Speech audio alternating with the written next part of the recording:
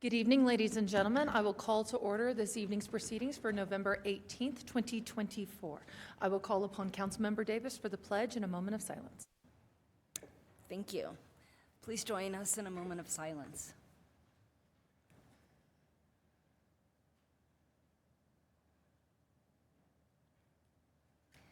Join us in the Pledge of Allegiance. I pledge allegiance to the flag of the United States of America and to the republic for which it stands, one nation, under God, indivisible, with liberty and justice for all. Thank you very much. Ms. Rush, if you'll do the roll call. Here. Here. Councilmember Ambrose? Here. Councilmember Davis? Here. Councilmember Pfeiffer? Here. Councilmember Marriott? Here. All right, thank you. All members of council are present and accounted for. Next, we have the approval of the minutes for November 4th, 2024. Are there any questions or corrections to the minutes? Seeing none, those stand approved. And we have two recognitions this evening. First, I'll turn it over to Councilmember Marriott for Proclamation of Small Business Saturday. Thank you. City Council proclaims Saturday, November 30th, 2024 as Small Business Saturday in Arvada. I'm going to invite up Liz Johnson, Manager of Communications and Marketing, and Sarah Miley, as well as members from the Chamber and the business community up to the podium to accept the proclamation. Proclamation reads, whereas the government of Arvada, Colorado celebrates local small businesses and the contributions they make to the local economy and community, according to the United States Small Business Administration, there are currently 33.2 million small businesses in the United States. They represent 99.9% of all businesses with employees in the United States and are responsible for 62.7% of net new jobs created since 1995. And whereas small businesses employ over 46.4% of the employees in the private sector in the United States, and whereas 86% of adults surveyed say small businesses have a positive effect on the way things are going in the country, and whereas 68 cents of every dollar spent at small businesses in the United States stays in the local community, and that every dollar spent at small businesses creates an additional 48 cents in local business activity because of employees and local businesses purchasing local goods and services. And whereas Arvada, Colorado supports local businesses that create jobs, boost our local economy, and preserve our community's character. And whereas advocacy groups as well as public and private organizations across the country have endorsed the Saturday after Thanksgiving as Small Business Saturday. Now therefore be it proclaimed by the Mayor and City Council of the City of Arvada, Colorado, that November 30th, 2024 be designated as Small Business Saturday, and urge the residents of Arvada to support small businesses and the merchants on Small Business Saturday throughout the year. It is dated this 18th day of November 24, signed by the Mayor and all members of City Council. Thank you.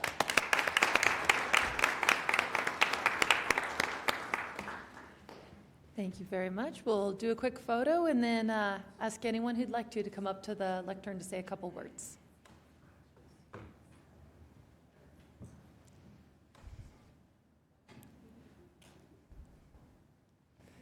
Thank you. Thank you to the City Council and the Mayor, as well as the Arvada Chamber and AIDA for the continued support of small businesses in Arvada. And of course, small businesses could not do it without the citizens of Arvada always showing their support every single day. This makes me follow my dream every single day, so I really appreciate everybody here and hope to see everybody out on November 30th supporting small business and through the whole holiday season. Thank you so much. Thank you very much.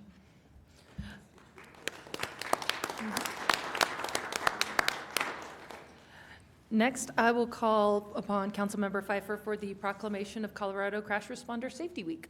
All right, thank you. This is near and dear to me. This is something I do in my profession, is to make sure that our highways are safe for first responders during a crash. And with recently 2 officers that were, one killed and one severely injured in Golden, is exactly what this proclamation is about, and protecting those that respond to crashes. So I have a proclamation that states, whereas law enforcement officers, oh, Chief, are you going to come up? Oh, sorry. All right. since it said law enforcement officers, you popped in my head. Whereas law enforcement officers, firefighters, public service utilities, emergency medical personnel, road crews, tow operators conduct valuable and often life-saving operations at the roadside. And whereas these on-scene personnel provide a critical public service and they are called to duty at all hours of the day and night in adverse weather conditions, and in a dangerous roadside environment, and Colorado responders use traffic incident management training and skills to safely and quickly clear scenes to improve the safety of all road users. And whereas one death is too many, and drunk, drugged, drowsy, distracted, and dangerous driving are a threat to our responders' safety. And the state of Colorado asks all road users to do their part to keep everyone responding to traffic incidents in our highways safe by slowing down, moving over, and driving safe. And whereas the state of Colorado has a move over law requiring drivers to slow down and move over when approaching an emergency vehicle, a tow truck, or highway maintenance vehicle when their emergency lights are activated, and there is a need for Coloradans to be educated on the dangers of failing to abide by these laws. And whereas on November 6, 2024, during this year, 29 responders that were working on the roadway have been struck and killed, including 14 law enforcement officers, 3 fire EMS professionals, 7 tow operators, 1 road safety professional, and 4 Department of Transportation workers, 2 of which were Colorado's DOT's employees, and most recently, Golden Police Officer Evan Dunn. Whereas the week of November 18th to the 22nd is recognized nationally as Crash Responder Safety Week.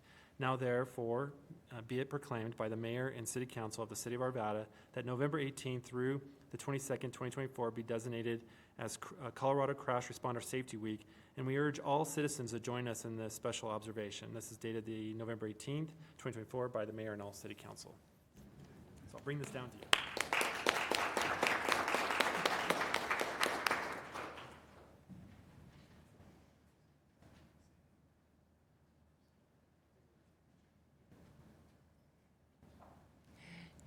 Thank you, Chief.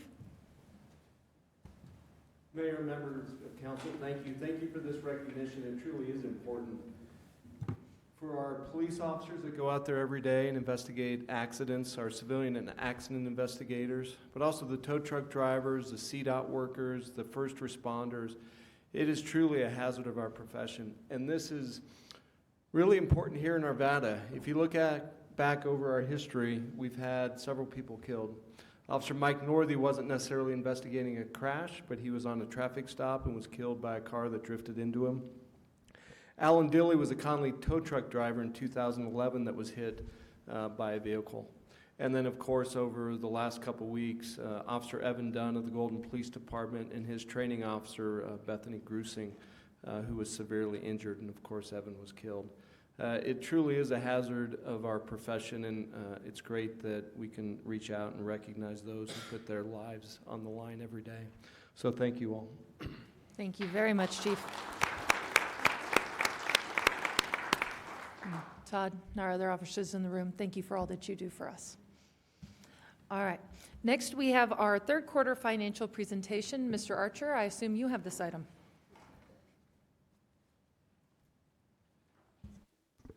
Fortunately, I do.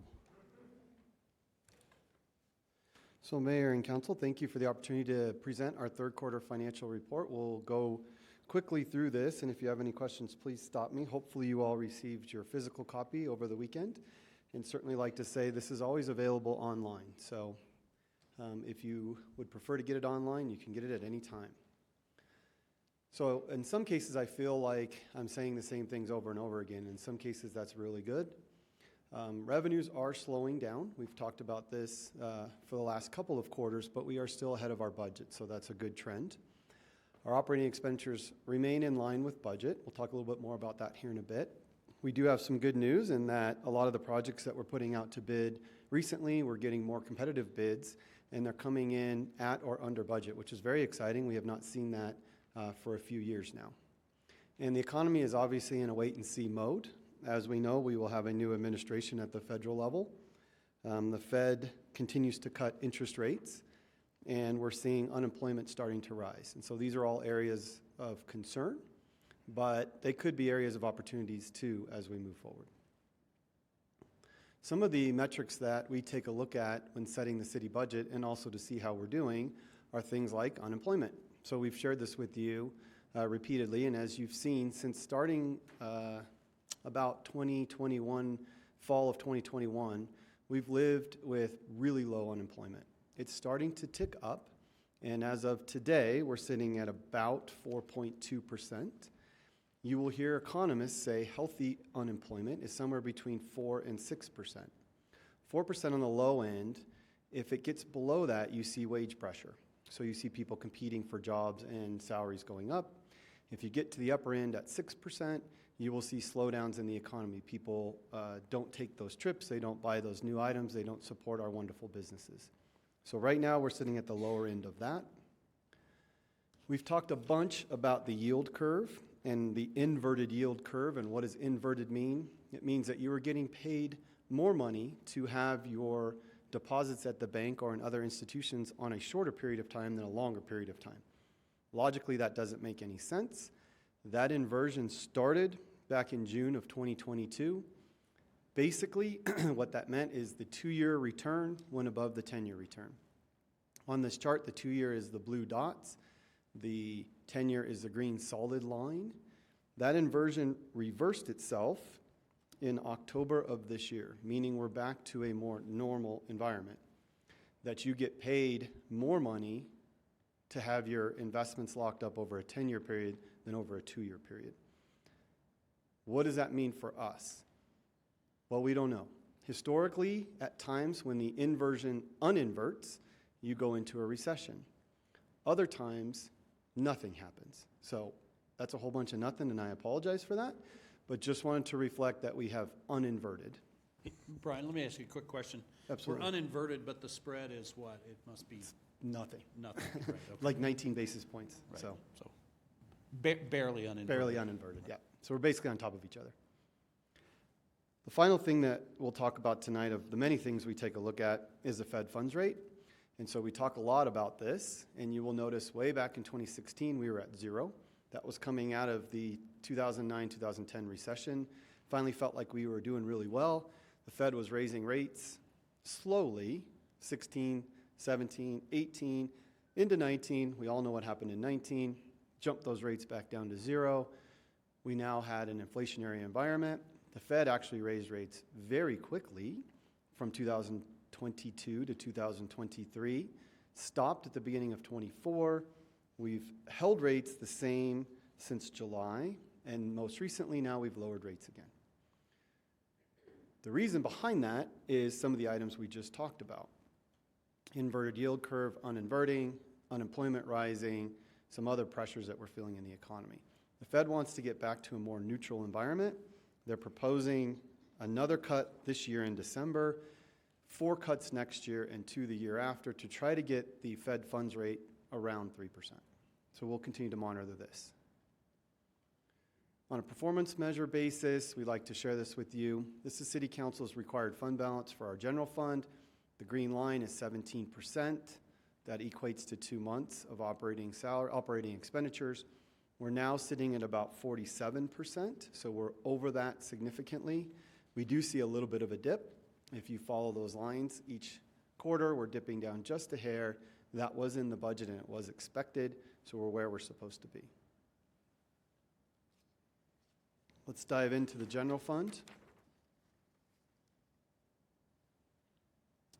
Overall, 3.5% increase in revenues. It's a good spot to be. It's a little bit over our budget. Our budget was about 3.2%. You can see that a little more colorful than we've been in years past. Property taxes are positive, along with building revenues and interest revenue. We put a monitor light on sales tax. We'll talk about that here in just a minute. A monitor light on court revenues, but that is a positive. It was negative for a long time. We're getting court revenues back to where we feel pretty good about them. I do like to say court is not a revenue-generating operation. It's only supposed to offset its expenditures, and we're moving closer towards that. And then we have 2 negative lights on the auto use and the general use. However, last year, City Council did approve a reduction in budget in both of those. So we were expecting this. So even though it's red, it's what we thought it would look like. We are positive on the personnel side of things, I asked HR today to give me an update on our vacancies. They told me we have 30 non-sworn vacancies and 31 sworn vacancies. So 61 vacant positions at the city out of 777 approved.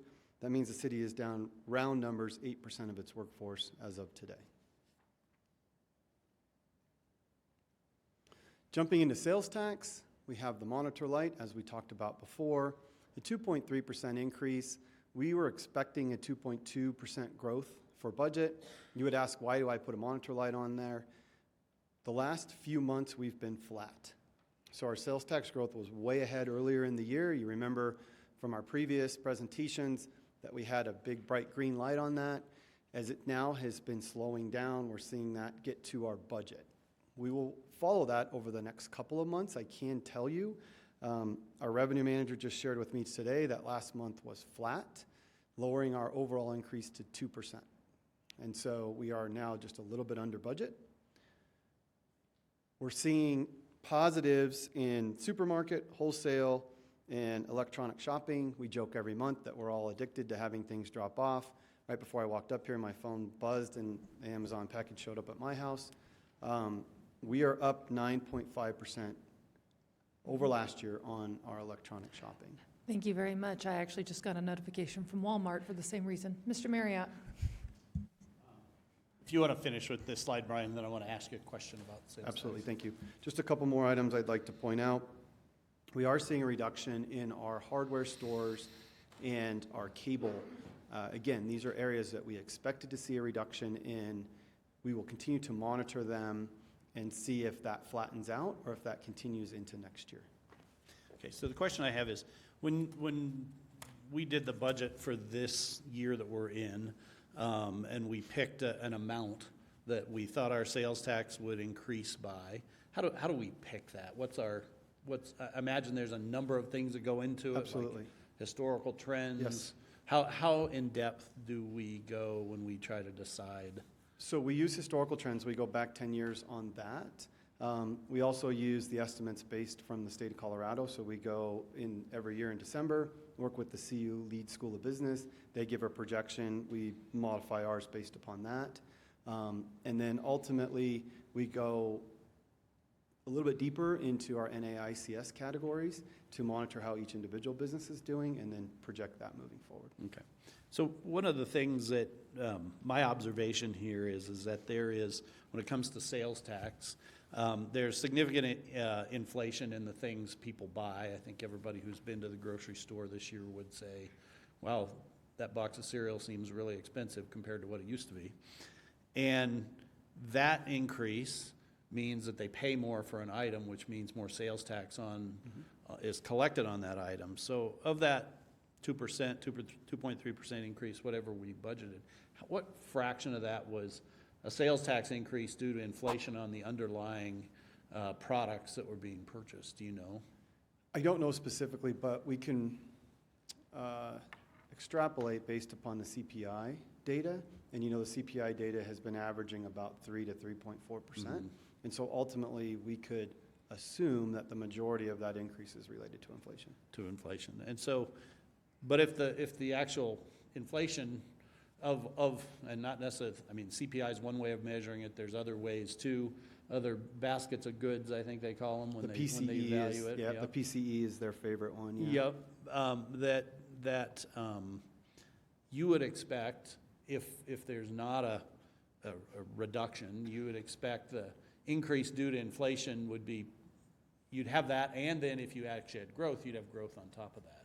And what we're actually seeing is, it's hard to tell exactly because we don't know exactly all the goods that have been purchased in Arvada subject to Arvada sales tax, but this to me would suggest that we're not collecting as big a sales tax increase as the inflation that we've had, and that the reality is if you even it out for inflation, we're actually declining, not increasing as far as like business growth or that. Would you have a comment on it? Would you agree with that, or would you have a comment on that? Yeah, I'd like to have a comment on that, Councilman Marriott, if I could. Overall, I would agree with you, because overall our growth is 2.3%, CPI, PCE, all those are larger than that. Yeah.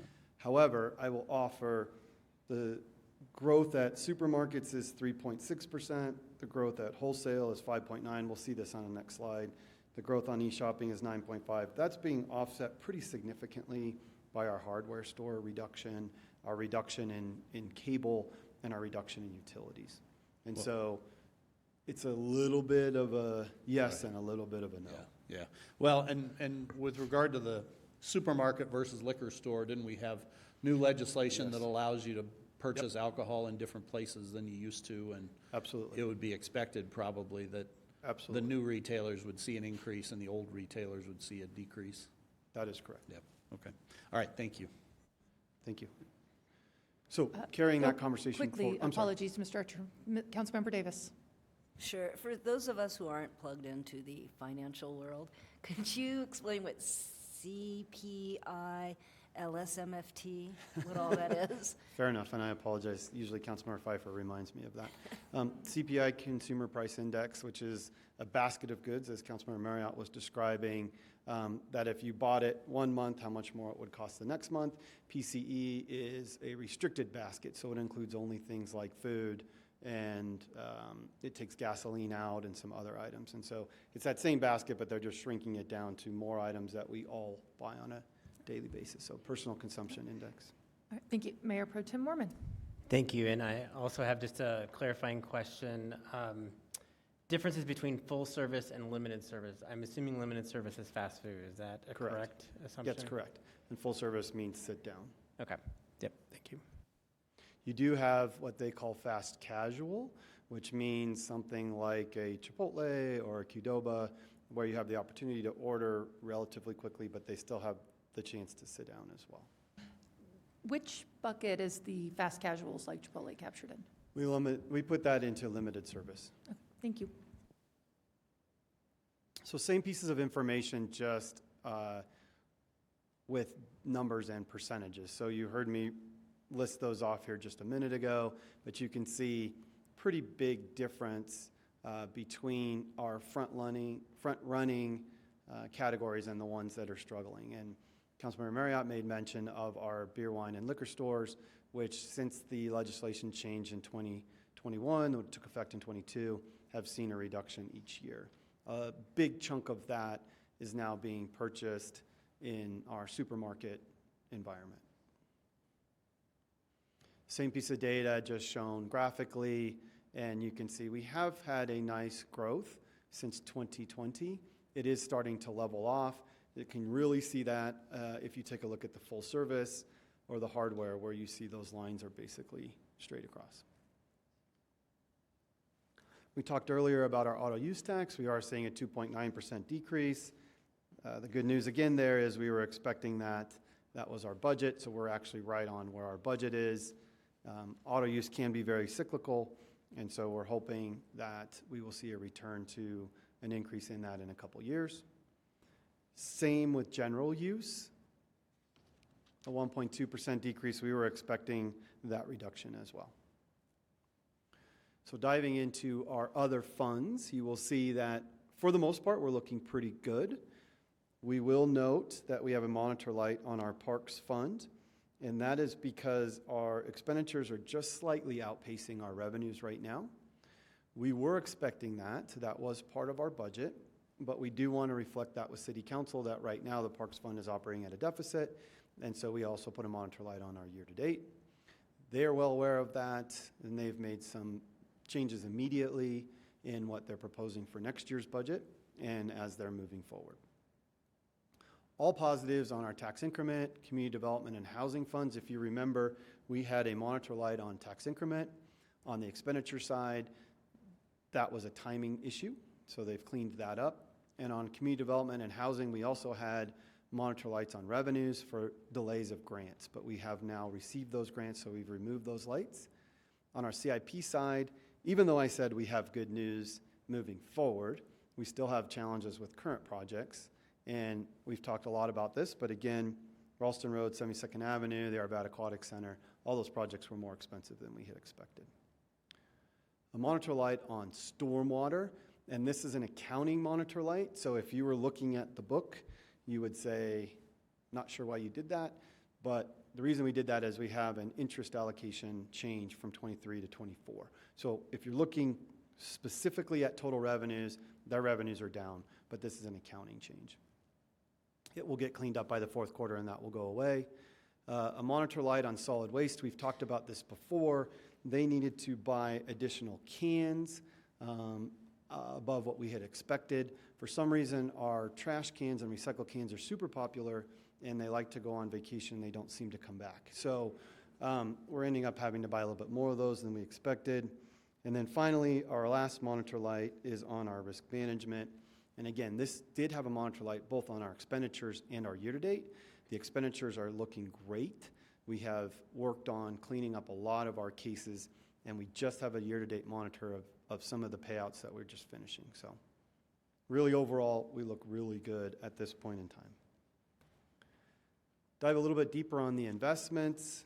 Really only want to point out a couple of things here. You will notice that our external company, PFM Management, and that is their name, PFM Management, is doing a little bit better than the city. So if you go to that top left box, you will notice on a yield basis, they're returning a 3.5% overall yield. We're returning a 2.5% overall yield. You might ask why. And the main reason is duration. So the city is on a very short duration. So our average investment is 1.37 years. PFM can go out as far as 5 years, and their average is 2.5. And so they're able to lock in larger rates for a longer period of time.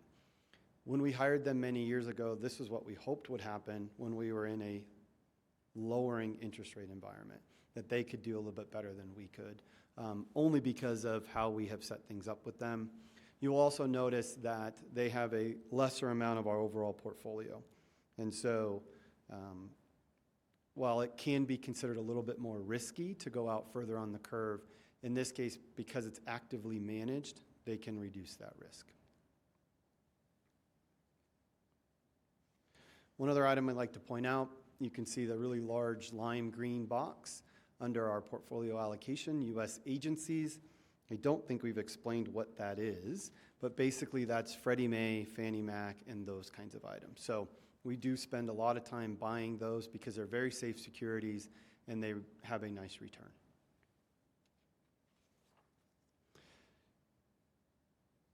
These are the securities that fall below what our investment portfolio allowed from a couple years ago. And if you remember, City Council approved us to be able to buy A-rated securities. And so it says A to BBB. In some cases, those securities get reclassified and lowered from an A rating down to a BBB rating. I've not shared this with you before, but that's only in one of the rating. We have two. So you have S&P and Moody's. If you notice on Moody's, those are all A-rated as high as A3. It's only on the S&P side of things that they have a below A rating. It's about 14% of our portfolio, a little bit higher this time than last. And again, if you take a look at all those companies, you will notice those are all very well run, very common companies. Why would we buy something that has a lower rating? It gives us a better return. So we get a little bit better return on our investment, taking on a little bit more risk. Last item to share tonight is our grants. We've had a tremendous year in our grant proposals. Pretty much every department in the city has been active in this arena. And you can see if you add all of that up, we've received $12.4 million. We have another $3 million out that we have a possibility on. And overall, that's a really, really good year. You can see the areas, parks, police, and housing are the largest. And if we jump a little bit further down, these are the really big ones that we've got. And so $7.3 million, the largest grant that the city has ever received from the National Park Service, and that's towards Gold Strike Park. $2.4 million from Jeffco Trails, also a huge number. That's going to help with the Colorado Front Range Trail out at the reservoir, around the Blend Reservoir out there. The DOLA grant, which is an energy support grant to really help the individuals in our community that need it the most. $2 million, huge number there. And then our co-responder grant that our PD was able to obtain $347,000. So these are big numbers. Quite excited, quite happy about this. Any Council- questions? Councilmember Ambrose. Thank you for your presentation. One question I have on the grants, do you have a number of like return on investment for like every dollar we spend on a FTE employee or employee time applying for grants, how much we get back? We've never done that calculation. So we have only one individual that is, her sole job is to write grants. However, we also have multiple individuals in many different departments that help with that. So no, we haven't done that, but we certainly could. Okay. Councilmember Marriott. Just want to make a comment. I think this presentation reinforces what I've said several times this year, and I'm going to say it again. You know, the concept of kind of net position, I think, is important. In my business, it's critically important. And that is, you know, everything the city buys is costing more, and the tax revenue we receive is getting to be more. But the costs are going up faster than the revenue is going up, which means we can do less than we could before, at least now. And as each one of these happens, we're now in it appears to me, a cycle of this is going to continue for some time. My own personal belief is that we're going to have persistent inflation in this country for a long time. And particularly some of the things that the city's involved in, like construction and personnel, are going to inflate much faster than other things. And tax revenue probably will continue to lag. And so I see that as the city's net position going negative now and probably trending negative for some time. In the face of all that, the city doesn't have any less responsibilities. In fact, we just had a presentation last week about our pavement quality and our pavement program, and we're falling woefully short there. And up to now, it's been pretty easy financially to be on council because everything was okay. You know, you could expand, you know, in almost, not without limits, but certainly that was the ability to. As the cycle turns, the opposite needs to happen. The city needs to contract some of what it spends. You cannot continue to expand your expenditures. You cannot continue to expand the mission or the duties of the city. You cannot continue to do business as usual, or else you will get deeper. Now, in my business, we would make these changes quickly and decisively to prepare us for, you know, a different cycle. Cities are much harder to do than private businesses, and my ask of this council would be to think about these kind of concepts, to be ready over this next year to discuss what things can the city stop doing or do less of or do different, and change the net position of the city as we go forward while we look at our core responsibilities and how we're doing with our core responsibilities, which I believe we're doing pretty well on everyone except for one. There's one of them we're doing absolutely terribly on. And I think, you know, it's a different time and a different economic cycle than we've been in over the last decade. And, you know, I'm not going to be around on this board for much of it, but it's not going to change the task at your hands, which is to be informed and be ready and be willing to act decisively to find some reductions in the city expenditures going forward. Because it absolutely has to happen, and if you don't do it quickly and ahead of time, it'll be done for you in a crisis type of a situation. So that's my comment. Thank you very much, Mr. Archer. We appreciate you. Thank you. All right, next I will open up the public comment for issues not scheduled on this evening's agenda. And if you wish to comment on consent agenda, this is also your opportunity for that as well. First, I'll invite up Alma Carrillo.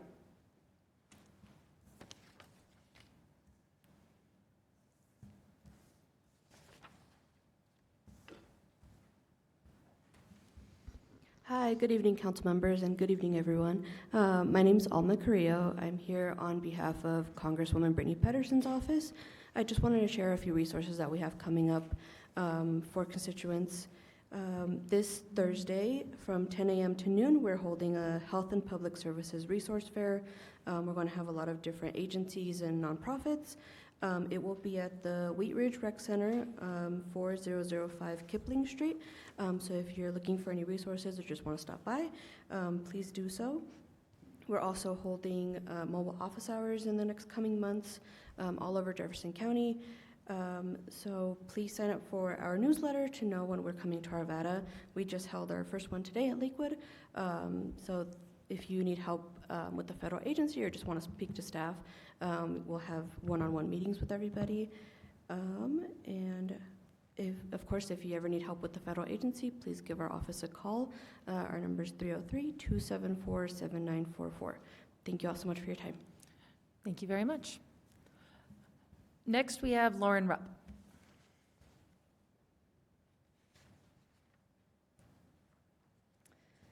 Good evening, Mayor Simpson, council members, and fellow community members. My name is Lauren Rapp, and I am a proud resident of Arvada, living at 6046 Breen Street with my husband and our 4.5-year-old.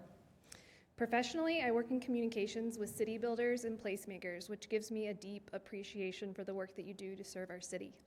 So thank you for your service. I'm here tonight as both a neighbor and an advocate for Arlington Meadows, speaking on behalf of our community.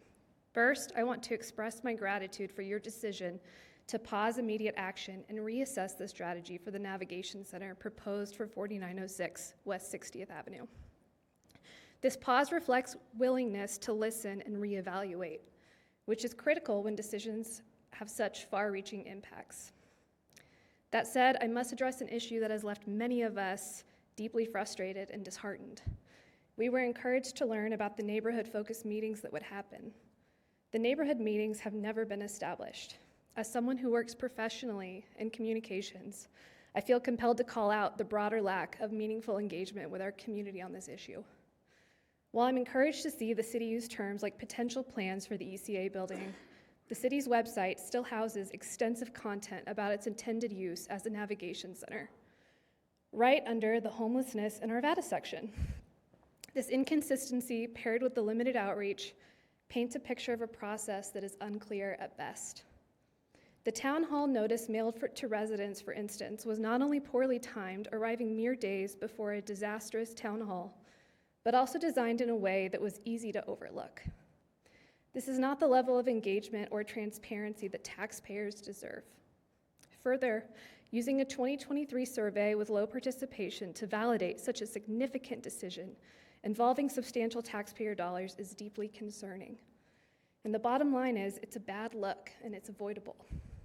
As a residential neighborhood, Arlington Meadows is not an appropriate location for a shelter. Repurposing a freshly closed school for such a facility is especially troubling. Families like mine are left wondering if Arvada can support us.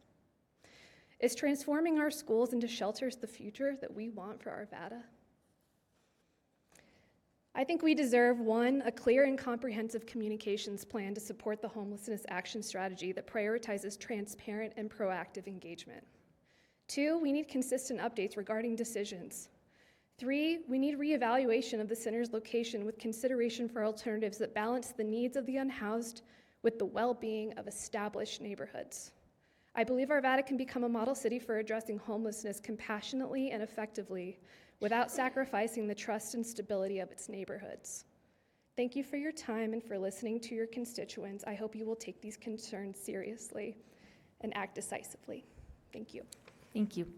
Next, we have Mr. Gary Inos.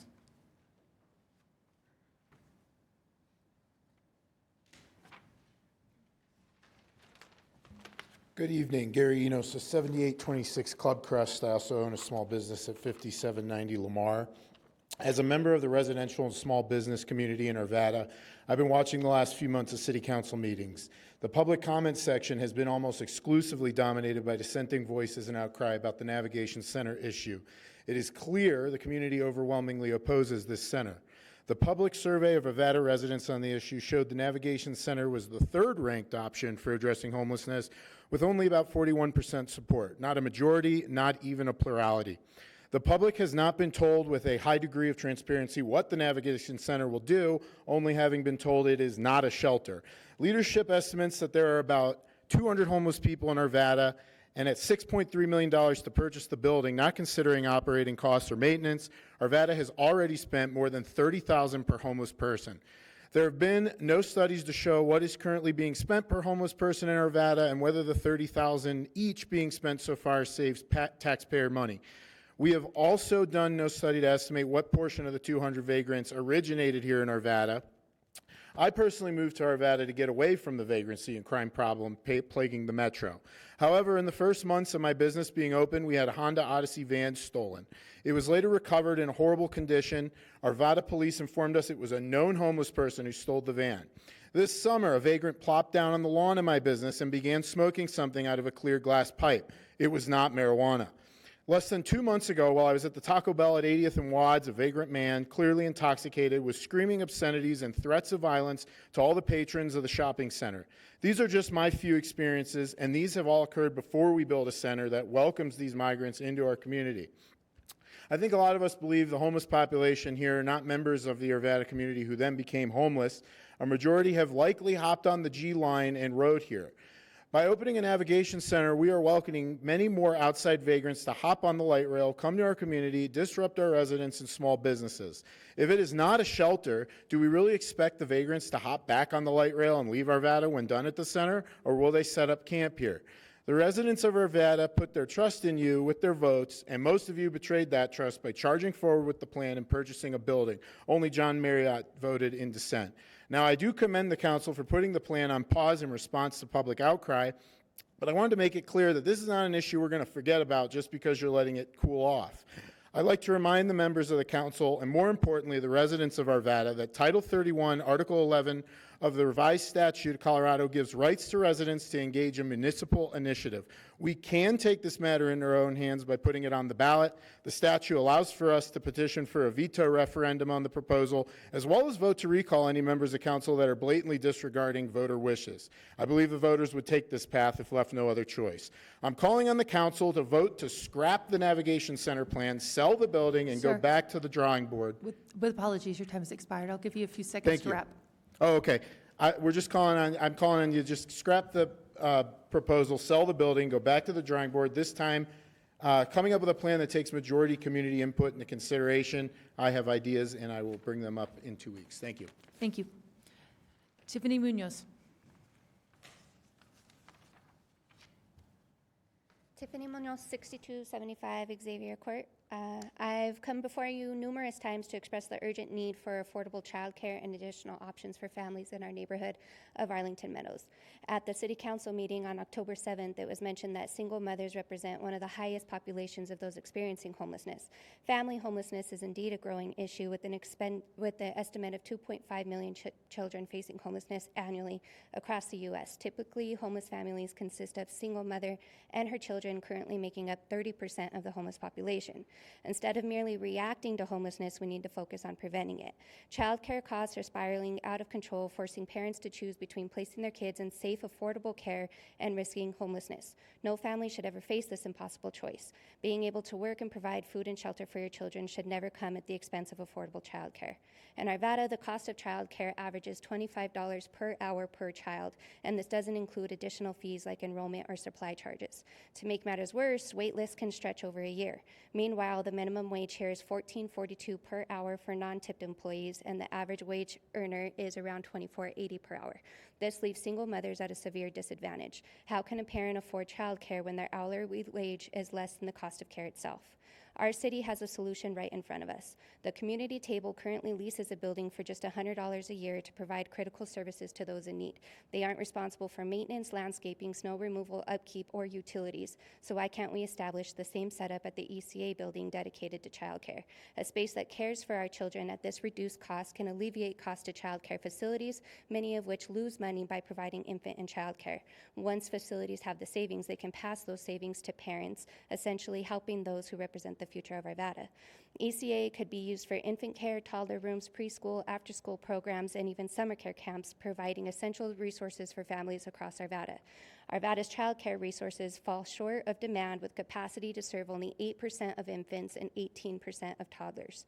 By using this facility for child care, Arvada could expand its partnership with organizations like Hope Connection, Boys and Girls Club, Apex, and Highland Hills. Current programs that use the ECA, such as Kids Cuts and Santa's Workshop, could continue here, supporting the children and parents alike. With funding from programs like the Colorado Child Care Assistance Program and Universal Preschool Grants, we can make sure that Arvada families don't have to choose between work and quality child care. The City Council is committed to helping people that are homeless. You should also be creating supportive programs that prevent homelessness from happening in the first place. By investing in affordable child care, we can make a real difference for struggling families in our city. Can also create jobs in the child care program. Thank you very much. Alex Prey.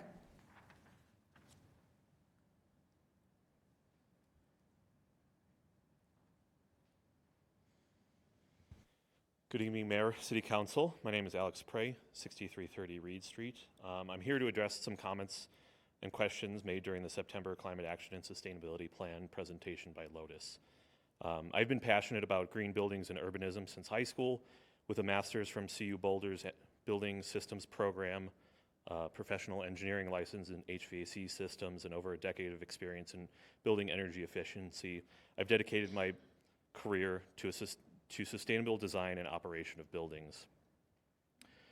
Councilmember Marriott, you raised concerns regarding the apparent contradictions between affordable housing and green building that were mentioned in the Climate Action and Sustainability Plan. While it's true that adding more insulation initially increases building costs, it's a narrow view of what building and planning sustainability means. Sustainable practices often create synergies that reduce overall costs, many of which are areas of focus in the plan. For example, better insulation reduces heating and cooling loads, enabling smaller, more efficient HVAC systems, which can lower overall building construction costs. And this is just one of the many ways sustainable practices can reduce costs and make housing more affordable. Looking more broadly, land costs significantly influence housing affordability, allowing duplexes or multi-unit buildings in areas currently zoned for single-family homes can split land costs across multiple units, reducing per-unit housing expenses. And from a building science standpoint, sharing a wall between multiple units also lowers heating and cooling loads, requiring smaller, less expensive HVAC systems. Sustainability can also extend beyond housing costs to overall cost of living. Denser, more walkable neighborhoods can reduce transportation needs of residents. Transportation needs are often the second largest household expense after housing itself. When people can live car-free or car-light, this creates a positive feedback loop, reducing parking needs, making developments even more walkable, enabling smarter land use and more affordable, sustainable living. To conclude, yes, more insulation does cost more money, but the strategies in the Climate Action and Sustainability Plan are meant to be far more broad than that. That's why sustainability must be studied on a large community scale in plans like that created by Lotus. Sustainability on this scale isn't a zero-sum game. It's about finding win-win solutions. I invite you, anyone on council, to reach out to me if you'd like to discuss this topic further. I have lots of experience and lots of perspectives on this, and I'm happy to nerd out about energy efficiency. So please reach out if you have any more questions. Thank you. Thank you very much. Monique Lani?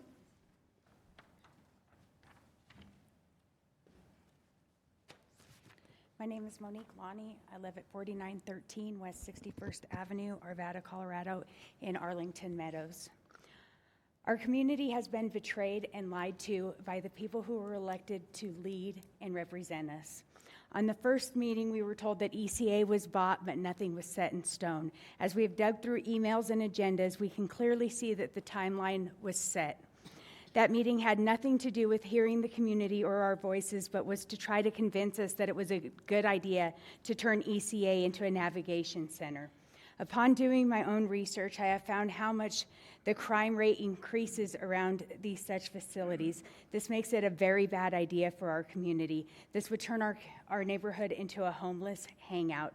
I recently drove by Recovery Works, which is another homeless facility, and on the lawn there was people sitting right in front of the sign that said Recovery Works, smoking drugs and shooting drugs right in front of everybody, not even trying to hide it. Arlington Meadows continues to pull together to be heard. This type of facility should not be put in a residential neighborhood near parks and schools. This homeless shelter is a guise to wanting to move the homeless from Old Town Arvada, where there is a lot of revenue, to ECA in our neighborhood, where they won't be seen in the higher class neighborhoods or around the stores, shops, libraries, and downtown. It's a shame that people have to see people getting high right out in public, but please don't move that into a residential neighborhood. If you would like to stop it, make better laws and enforce them. Don't enable it with needle programs and harm reduction sites. Those do more harm than good. The insurance and taxes on our house has gone up $400 a month in the last 2 years. The shelter would further increase our insurance. We've already increased security measures and we still wouldn't feel safe. Selling the ECA building and using the funds towards resources that are already in place is our best bet to lend a hand up and not a handout.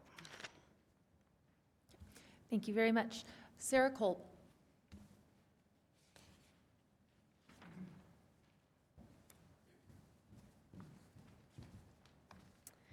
Hi, everyone. My name is Sarah Cole, 5980 Field Street. I'm here as a member of the city's Volunteer Arts and Culture Commission to highlight a recent mural project that was a great collaboration between the community, the city, and the commission. The mural is what we call the Garrison Street mural, and it was done by an artist named Katie Michael. It's at the Garrison Street underpass along Ralston Creek, so not far away from the building. It's a beautiful, dynamic view of a freshwater Front Range ecosystem, and all the animals, plants, and insects depicted are found in and around Ralston Creek. The use of metallic gold paint in the mural is also a nod to Lewis Ralston, the creek's namesake, who discovered gold in what would become present-day Arvada. So the mural is really special to the commission because it began as a proposal from the Flower Street Folks neighborhood group, a group of community members who really felt that having public art in their neighborhood would increase connection and reduce loneliness.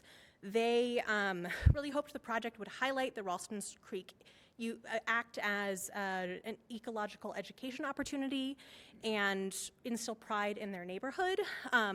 This proposal started last year and it ended up at an Arts and Culture Commission meeting, and we heard about it and decided that we really needed to support the incredible idea.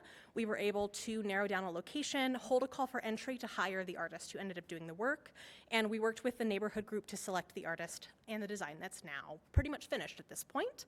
And I'm going to let my colleague over here finish telling you about the project.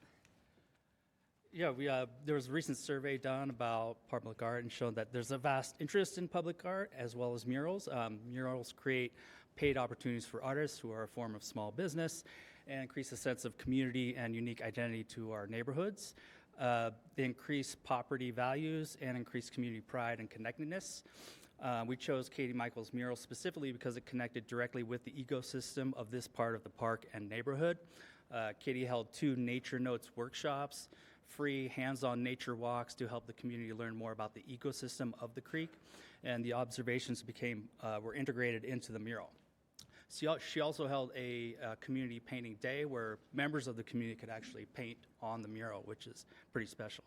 2 other recent mural projects are the Quaker Street Bike Underpass by Anna Charney and Babes Wall mural by Danielle Seawalker. Let's see, how much time? Just some of the missions of the Arts and Culture Commission.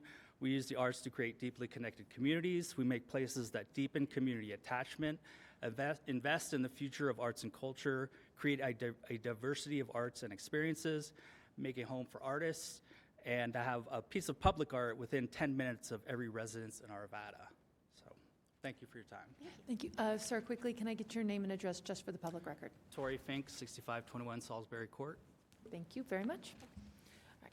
Next, we have Tracy Kent.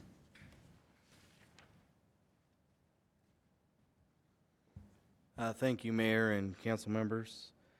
I came here to speak on the navigation center that's proposed. I moved to Arvada earlier this year because Arvada is seemed to be a nice place to raise a family. And after living there a couple months, come to find out that there might be a navigation center put across the street.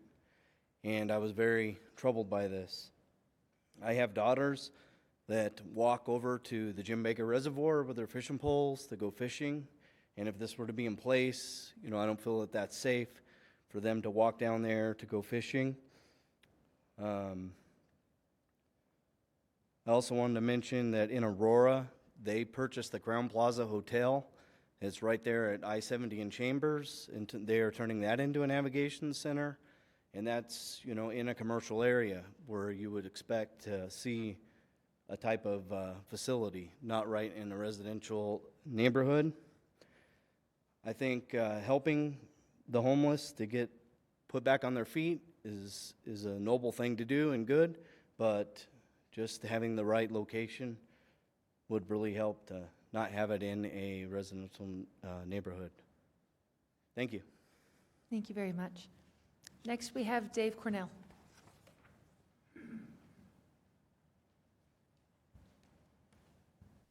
Hello, I'm Dave Cornell. I live at 13633 West 64th Drive. Arvada City Council rejected Amazon's proposal for a warehouse in 2021, which promised $30 million annual investment and the creation of 325 full-time jobs, with the potential for up to 750 during the holiday season. However, residents raised concerns about traffic disruption and storm drainage. In stark contrast, the council is now considering relocating a regional homeless shelter to Arlington Meadows, which can house up to 500 people. This decision will inevitably impact water rates and storm drainage, issues that residents raised about the Amazon facility. Why aren't we given the same consideration for these significant impacts? In addition to those concerns, we'll likely see a significant rise in crime. Arlington Meadows has only seen 34 minor crimes reported between November of 23 to October of 24. In comparison, Old Town, where the visible homeless population currently resides, experienced 500 crimes in the same time frame, including the highest rates of drug violations and disorderly conduct. Moving the shelter, likely to operate at a deficit, to Arlington Meadows could result in an estimated 809% increase in crime, significantly reducing property values and disrupting the quiet ecosystem of the neighborhood. This decision poses risk to local safety, jeopardizes property values and community cohesion. Once again, we're left asking, why does the council prioritize the preferences of wealthier areas over the well-being of other neighborhoods? This shelter belongs in a commercial or industrial area. It's time we prioritize balanced decisions that benefit all of Arvada, rather than yielding to a select few voices. Let's work together to find solutions that support all of our residents, protect our neighborhoods, and foster economic growth. Selling the building would be a great start, and it would bring some money to the budget. Thank you. Thank you. Next, we have Renee Cornell.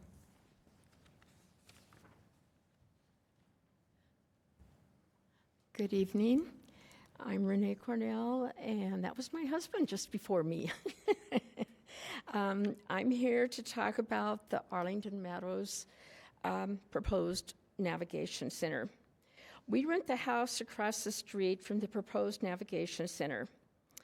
His home and our rental will be greatly impacted by your decision. We respect our tenant and hope he will remain in the house for many years. It would be very difficult to find someone to rent the house with a shelter across the street. We are serious that the building being sold and hope you will move forward in doing so. Sell the building. Dave and I live west of Ward Road. We are in the Enclave subdivision. Neighbors have heard about the Navigation Center, and they are completely against it. Some of our neighbors are willing to sign our petition. Also, neighbors in Westwoods, Ralston Valley, and some others in our area are listening and asking. They see no benefit in a navigation center in the Arlington Meadows neighborhood or any neighborhood. We have lived in Arvada for many years, 60, if maybe more. And we're hoping that you will support us and not have a navigation center and sell the building. How about a vehicle with professionals in homeless situations? Travel around Arvada and offer help. Homeless do not need the city of Arvada to provide a building. They need resources, jobs, mental health, drug addiction. Use the money from the building and purchase a van or offer paid tuitions for high school graduates. More jobs in Arvada, less crime. Poverty is a temptation for crime. In closing my speech here, I would greatly appreciate being invited to the December 7th workshop. Our one-way conversations are difficult. I get no feedback from the city. Hours have been invested about this navigation center, and we still do not know what you are going to decide. Please sell the building at 4905 West 60th. I believe you can make a profit with your citizens of Arvada. Thank you. Thank you very much. Finally, we have Laura Sadowski, my apologies.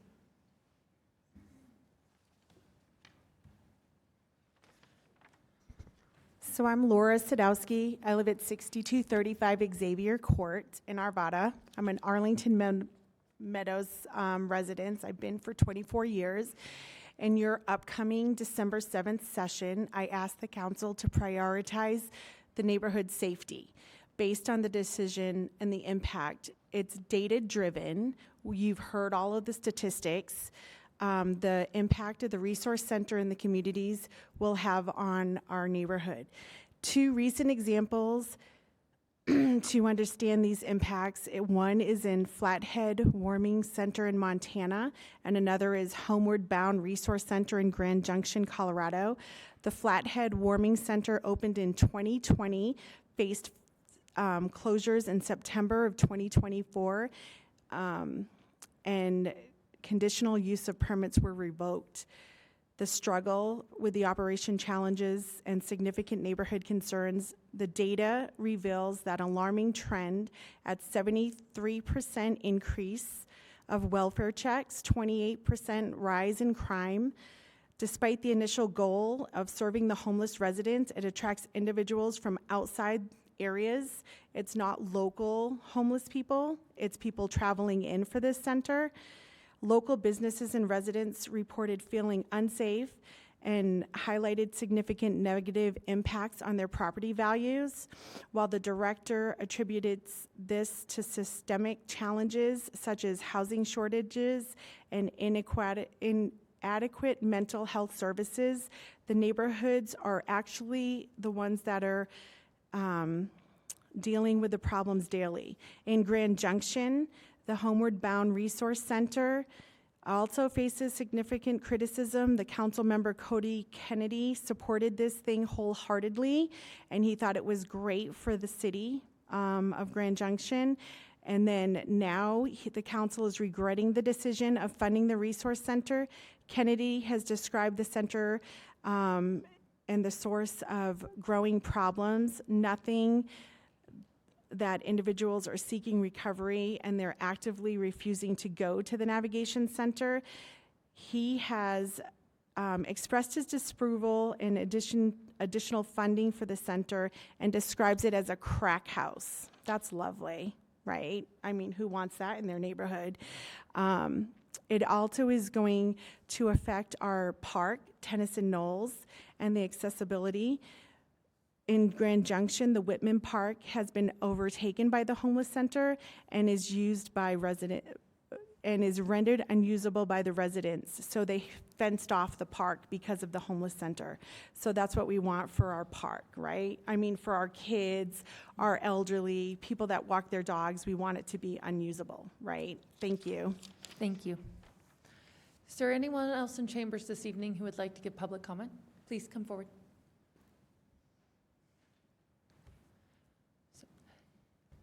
Please just state your name and full address for the public record. Dan Molnar, I live in Arlington Meadows. I own a home there. We're talking about budgets today. I think that's great because we can talk about how you're going to pay for this whole thing. You know, we know you don't have the money to pay for it, and that's why you've been going around to surrounding jurisdiction and begging and panhandling them for money. And you also point to the Arvada survey as like the gold standard of why you're making these decisions. Well, in our recent elections here, we have some things I'd like to talk about in surrounding jurisdictions that are related to this. Denver ballot issue 2R failed. It was a sales tax for affordable housing. Now, you could probably say this is for building and it's yada yada, but you could probably find a way to use it for a homeless shelter. In addition, Adams County issue 1A failed by nearly 40 points. This is in the last election here, a couple weeks ago. It was a tax increase for affordable housing, once again. And we all know this building is located at Adams County, and you plan to use some of their money to pay for it. You know, you use the survey as a thing that the people want. Well, here's an election where people are blatantly saying, we do not want you to raise our sales tax money to pay for this. In the homeless action survey, homeless action plan that you have, one of the things to say to pay for it was to raise sales tax. So if you look at the nearby surrounding areas, nobody wants to pay for this kind of stuff. Nobody wants their sales tax increased. Thank you. Thank you very much. Is there anyone else in chambers who'd like to speak this evening?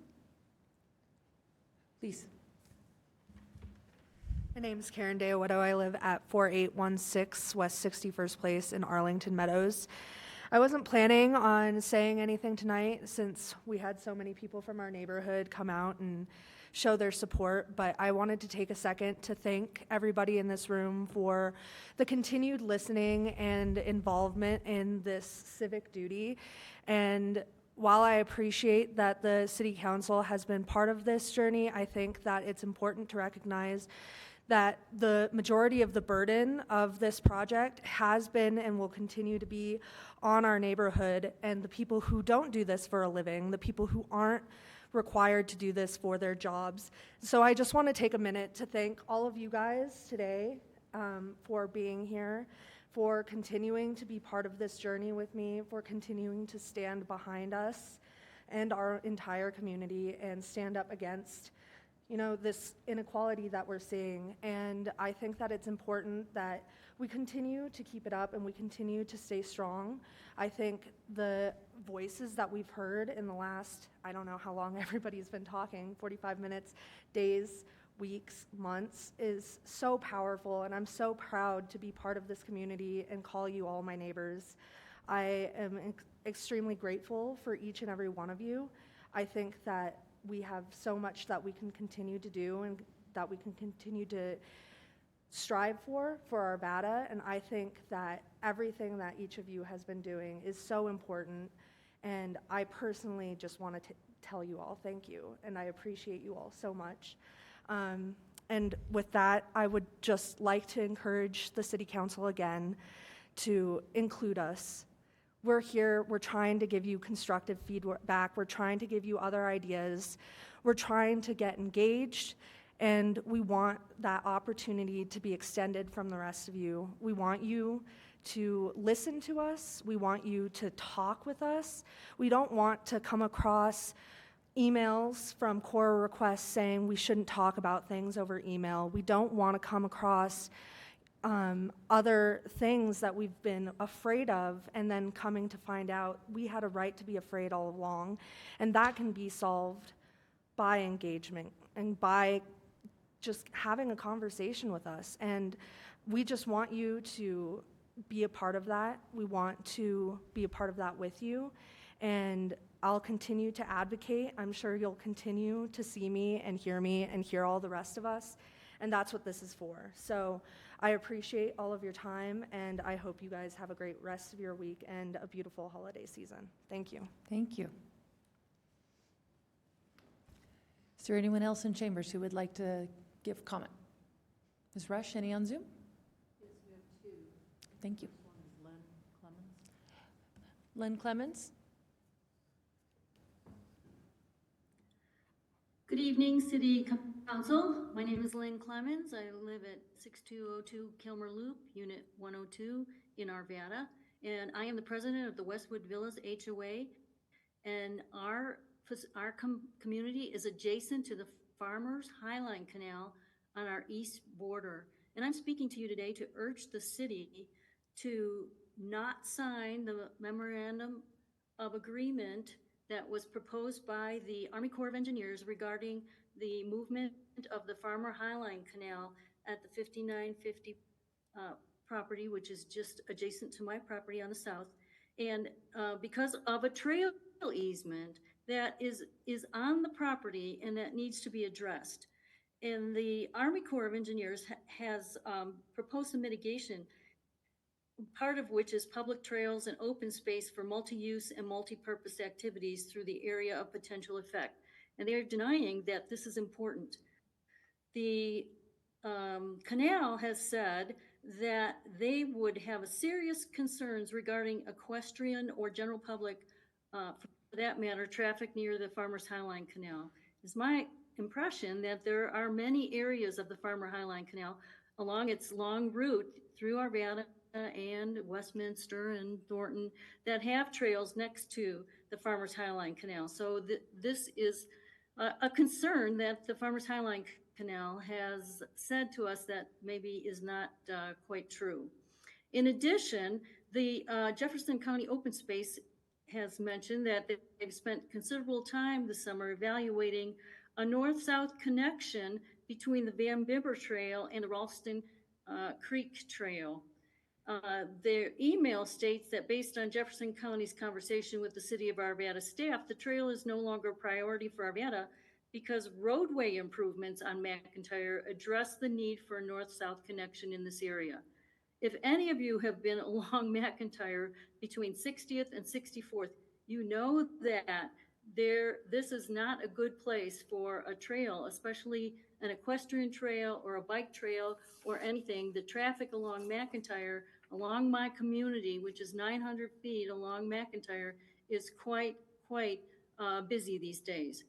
And Jefferson County has provided other options, but you know what? The north-south connection between Van Bibber Trail and Ralston Creek Trail would be very important. This is part of the Heritage Canal Trail, and it's part of our current Arvada Transportation Plan survey. It is important to the equestrian connection community for connection to Van Bibber and Ralston Trail. I would like to see the City of Arvada convene a meeting with Jefferson County Planning and Zoning, Jefferson County Open Space, the 5950 owner of the property, and to preserve this north-south trail link between Van Bibber and Ralston. I don't think there is a viable alternative. If we lose this piece of property, we're not going to be able to complete that trail between Van Bibber and Ralston. And I really think the city should not sign the MOA, and they should look into this further. And I will be Ms. Clemens, your time is up. Information maps and things for you. Okay. Thank you. Thank you. All right. We have one more on Zoom. Mike Rollick. Mr. Rollick. He needs to accept the, he did. There we go. Mr. Rollick, name and address for the public record. Hi, thank you, Mayor, and thank you, City Council. My name is Mike Rawlick, R-A-W-L-U-K, and I live at 735 West 59th Drive in Golden, Colorado 80403. But I'm here on behalf of McIntyre Neighbor United tonight, as I'm not a Nevada resident myself. But just want to talk real quick a little bit more about where Lynn had left off. When we read the memorandum of agreement from the U.S. Army Corps of Engineers, there's a technical concern or two. I'd like to shed light on one. They mention Hyatt Lake as eligible for the National Register of Historic Places under Criterion A. Early irrigation efforts and agricultural development were cited for this consideration. But they talk about the outflow structure. We understand from looking at the site development plan and the grading permit that they will be putting a detention pond on the southeast corner and having outflow from this detention pond into Hyatt Lake. Remember, this is a certified brownfield. It was not a Superfund site, but is a brownfield. So any pathway for any contamination to get off site is not allowed under federal statute. So that's a concern.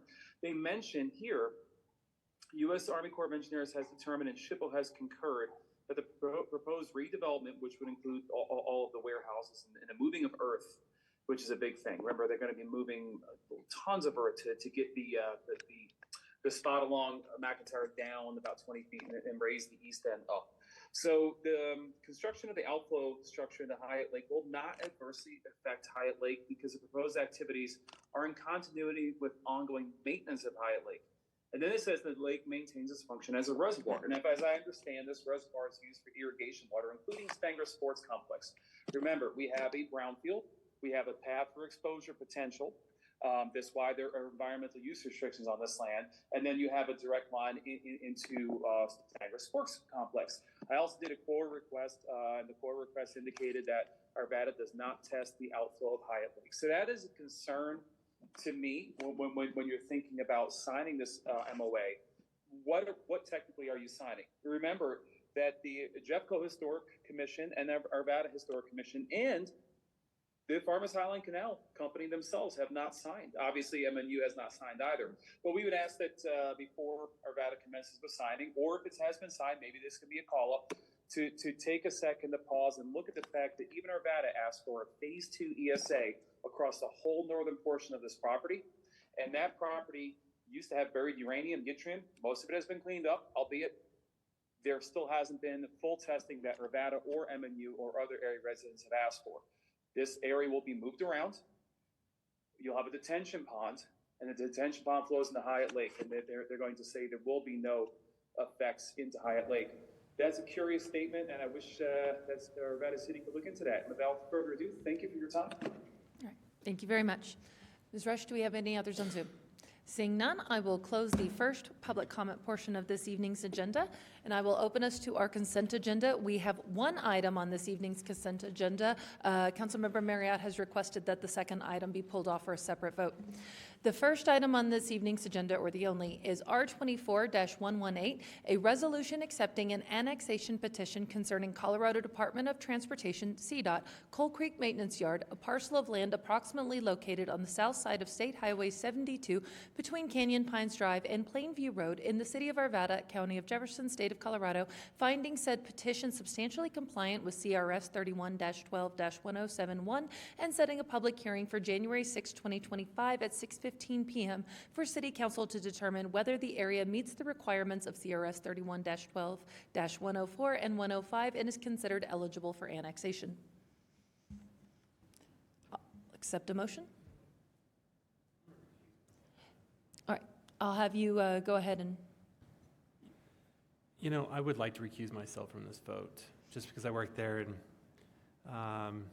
because it's land use a little bit. I think it'd just be best if I recuse myself from this, now that I kind of read more detail around it, if you don't mind. No, absolutely not. So I will quickly call a vote to recuse Councilmember Pfeiffer. I will need a motion to recuse him. I'll make the motion to recuse Councilmember Pfeiffer from Mayor this. Pro Tem Mormon. All right, if all council members except for Mr. Pfeiffer I'll go ahead and lock you out. There we go. All votes are cast. That passes 5-0. Councilmember Pfeiffer, you are excused from this vote. So with that, the R24-118 remains open. Councilmember Davis. I'll make the motion unless there's Please. further. Okay. I move that R24-118, a resolution accepting an annexation petition concerning the Colorado Department of Transportation Coal Creek Maintenance Yard, a parcel of land approximately located on the south side of State Highway 72 between Canyon Pines Drive and Plainview Road in the city of Arvada, county of Jefferson, state of Colorado, finding said petition substantially compliant with CRS 31-12-1071 and setting a public hearing for January 6th, 2025, 6:15 p.m. for City Council to determine whether the area meets the requirements of CRS 31-12-104 and 105 and is considered eligible for annexation be approved. It's a mouthful, isn't it? It's fun. All right, all votes are cast. That passes 5-0 with Councilmember Pfeiffer being an recused vote. So with that, I will welcome back Councilmember Pfeiffer, and I will open R24-119, a resolution authorizing an agreement between the City of Arvada and Win Marion Barber LLC for goods and services relating to electric vehicle charger supply, installation, maintenance, and repair in an amount not to exceed $838,948.06. I will accept a motion or questions. Councilmember Pfeiffer. I have a question, and I can reserve for the motion as well. The motion is reserved. I know this is a contract for charging, but is there a programmatic kind of, how's the public going to use it? I think down the road, I know this is going to take a while. I know you're optimistic to think of spring, but knowing Excel, you probably mean spring of 26 or 27. In the meantime, is there more programmatic, like how's it going to be used? How's the public going to be used? Are you going to charge the public? All that later down the road? Thank you for that question. So, yes, we're optimistic in our timeline to complete the installation, and the team has prepared an analysis of what those fees would be in terms of what we're going to charge for the new stations. As shown in the report, there's both fleet-focused chargers that'll be located at our shops, some combined chargers that'll be located here at City Hall, and then the public chargers that'll be going in those public locations. So again, happy to provide additional information on what that planned charge and fee structure will look like. Because these are grant funded, we're really only looking to recover our operating expenses. This will not be a revenue generating program. Yeah, just knowing what the state has gone through in regards to how to operate these, there's some challenges, so I just would like to understand a little bit more now that we're finally doing this. I will make a comment that I appreciate that we're doing this because we are kind of a desert of chargers. You can't find any, and yet being the second highest state of EVs, it's a black hole. If you ever look at EV charging, it's Arvada that doesn't really have any. So I appreciate that you're actually pursuing this. So I'll make the motion if there's any other questions or comments. Are there any other? Sorry, those who shop at Kohl's know that they have them. Well, yeah, Kohl's has, but that's like you get 3 miles for 2 hours sitting there. You don't get very far. But Target has DC charges, and so does. But there are not a lot of them. There's very few. Just teasing you, Mr. Pfeiffer. Right, Mr. Marriott. Thank you. I have a couple questions, maybe somewhat along the lines of Mr. Pfeiffer, but I want to start off first of, this is $838,000 or $39,000 total. How much of it is Arvada tax money that we've collected, and how much of it is, funny money or money from outside, grant money, or things that wouldn't have been here otherwise? The fleet and Charge Ahead Colorado grants are $99,000 maximum reimbursement and $78,000 reimbursement. So that does bring the city's contribution to the project down to the $607,000, but I did want to add that we are still working on our estimates with Xcel Energy for all of those upgrades that are required, and so that'll be an additional expense that we'll be considering as we get into the project. Okay. So any guess on what those additional costs might be to actually have functional chargers? We're estimating an additional $360,000 approximately. Okay, so somewhere near $1 million of Arvada taxpayers' money to make some fleet chargers and public chargers, correct? That's correct. Somewhere in there, okay. And the fleet's going to be 19 we currently have just a couple electric vehicles, but you're anticipating having more, is that? That's correct. So in this installation plan, there's going to be 19 additional chargers available to fleet. And again, our fleet manager and our facilities manager are working closely to estimate the number of vehicles that might be coming out of service that might be eligible to upgrade to EV.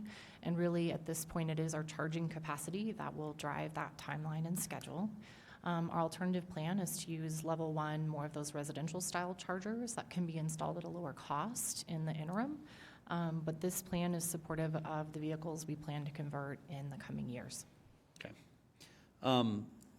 Let me move on to a question kind of along the lines of Mr. Pfeiffer. The ones that are going out that'll be publicly accessible, I assume they won't be free to use, to charge from. That's correct. And actually tonight, I should have acknowledged our project manager earlier.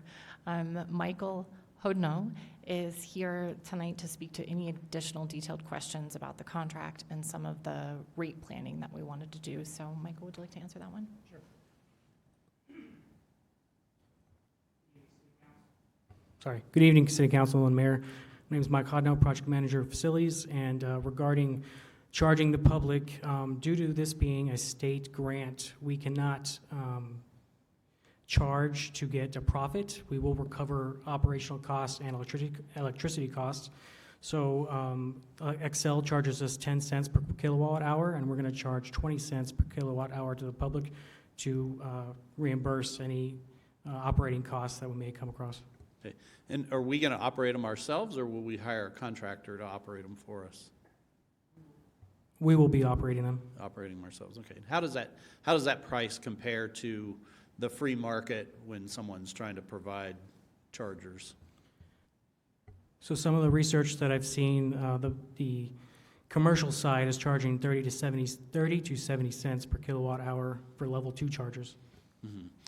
So I guess that leads me to the question of what's the logic for the city to use tax money to undercut the private sector in something that is provided?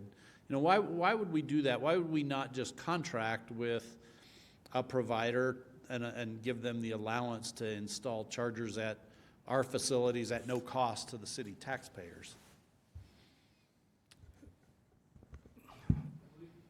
I believe because the state wants to provide this more accessible chargers to the public. As far as why we only charge 20 cents versus 30 cents, it's just to, like I said, recover costs and to be able to operate them and repair if necessary. But once the 5 years is up and our grant obligations are done, then we can increase prices like we've done with the other ones. Current ones we have at the Transit Hub, we charge 25 cents per kilowatt hour, and we may even increase that as time goes on.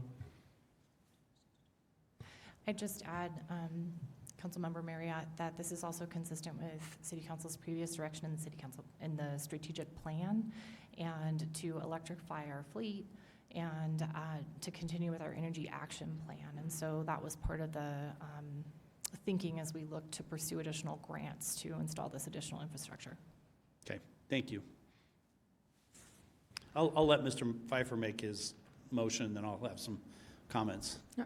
Councilmember Pfeiffer, go ahead and make the motion. Well, I have a question now still. Sure. See, we should have gotten the program first before the contract. That's horrible for the contract side. Would it behoove us not to accept the CEO money and charge what we want to charge? And here's where I'm going. One of the issues in the public side you're going to have is squatters that are just going to sit there and fully charge and consume that space. Are we planning on doing a parking fee to get them off after so many hours? That is correct. After 4 hours, we charge $5 per hour to get them off the site, or to penalize them if they don't move. That's acceptable by the grant? I have to follow up on that, but as of right now, that's what we do. Okay, so it's only 5 years. We were restricted just for costs, but as long as the grant doesn't restrict our ability to charge a parking fee so that the person moves off the charge, would be critical. Sure, yeah, I could follow up on a memo with that. Okay. All right, I'll go ahead and make the motion then. I move that Resolution 24-119, a resolution authorizing an agreement between the City of Arvada, Wynn Marion Barber LLC for goods and services related to the electric vehicle charger supply, installation, maintenance, and repair in the amount not to exceed $838,948.06. Is that okay how I said that? Should have rounded up. Be approved. All right. Mr. Marriott, I understand you wish to have a comment? Yeah, make a comment here. So I'm not necessarily against electric vehicles, and certainly not against the city having the infrastructure to charge their electric vehicles. I think there's probably an argument to be made about cart before the horse here. Personally, I would, if this was a business, you'd roll this out slower. I think these state grants are sometimes toxic because they get you to do something you wouldn't otherwise do. And of course, I think that's exactly what the state legislature desires to do when they do these. The big problem I have, however, is with the ones that will be publicly accessible. I can see absolutely no logic whatsoever for the city to be in the business of charging people to charge their cars and charging 30 to 50 to 70% less than the private sector does. I don't see where the city has any particular expertise or business being in the business of operating electric chargers, regardless of where they are, that are accessible to the public. And I also don't think that there's anything unique about the city's ability to do this. There's no reason for the city to be doing this. I also think the private sector will adequately respond to the need for chargers and is all throughout the city, the region, the country. I think this is one of those things that this is just flat government overreach. And I'll absolutely be voting no against this and not against charging electric vehicles at all. I think people who desire to drive electric vehicles should have plenty of places to charge them. But I think the private sector, the free market will provide that. And I see nothing positive at all about the city being in the business of providing electric vehicle charging to the general public at a discounted rate. There's absolutely no logic in that whatsoever. So for that, I'll be voting no. Thank you. Councilmember Ambrose. Yes, thank you. I will be voting yes on this because I think it's good to continue to support the direction that we gave staff to electrify the fleet. And I also think it's important that with all of these sites that we have at the Aquatic Center near City Hall, the city has an interest in it because we own the property there, and making that as accessible to the public as we do our parks and other amenities is important as we build this infrastructure for our fleet.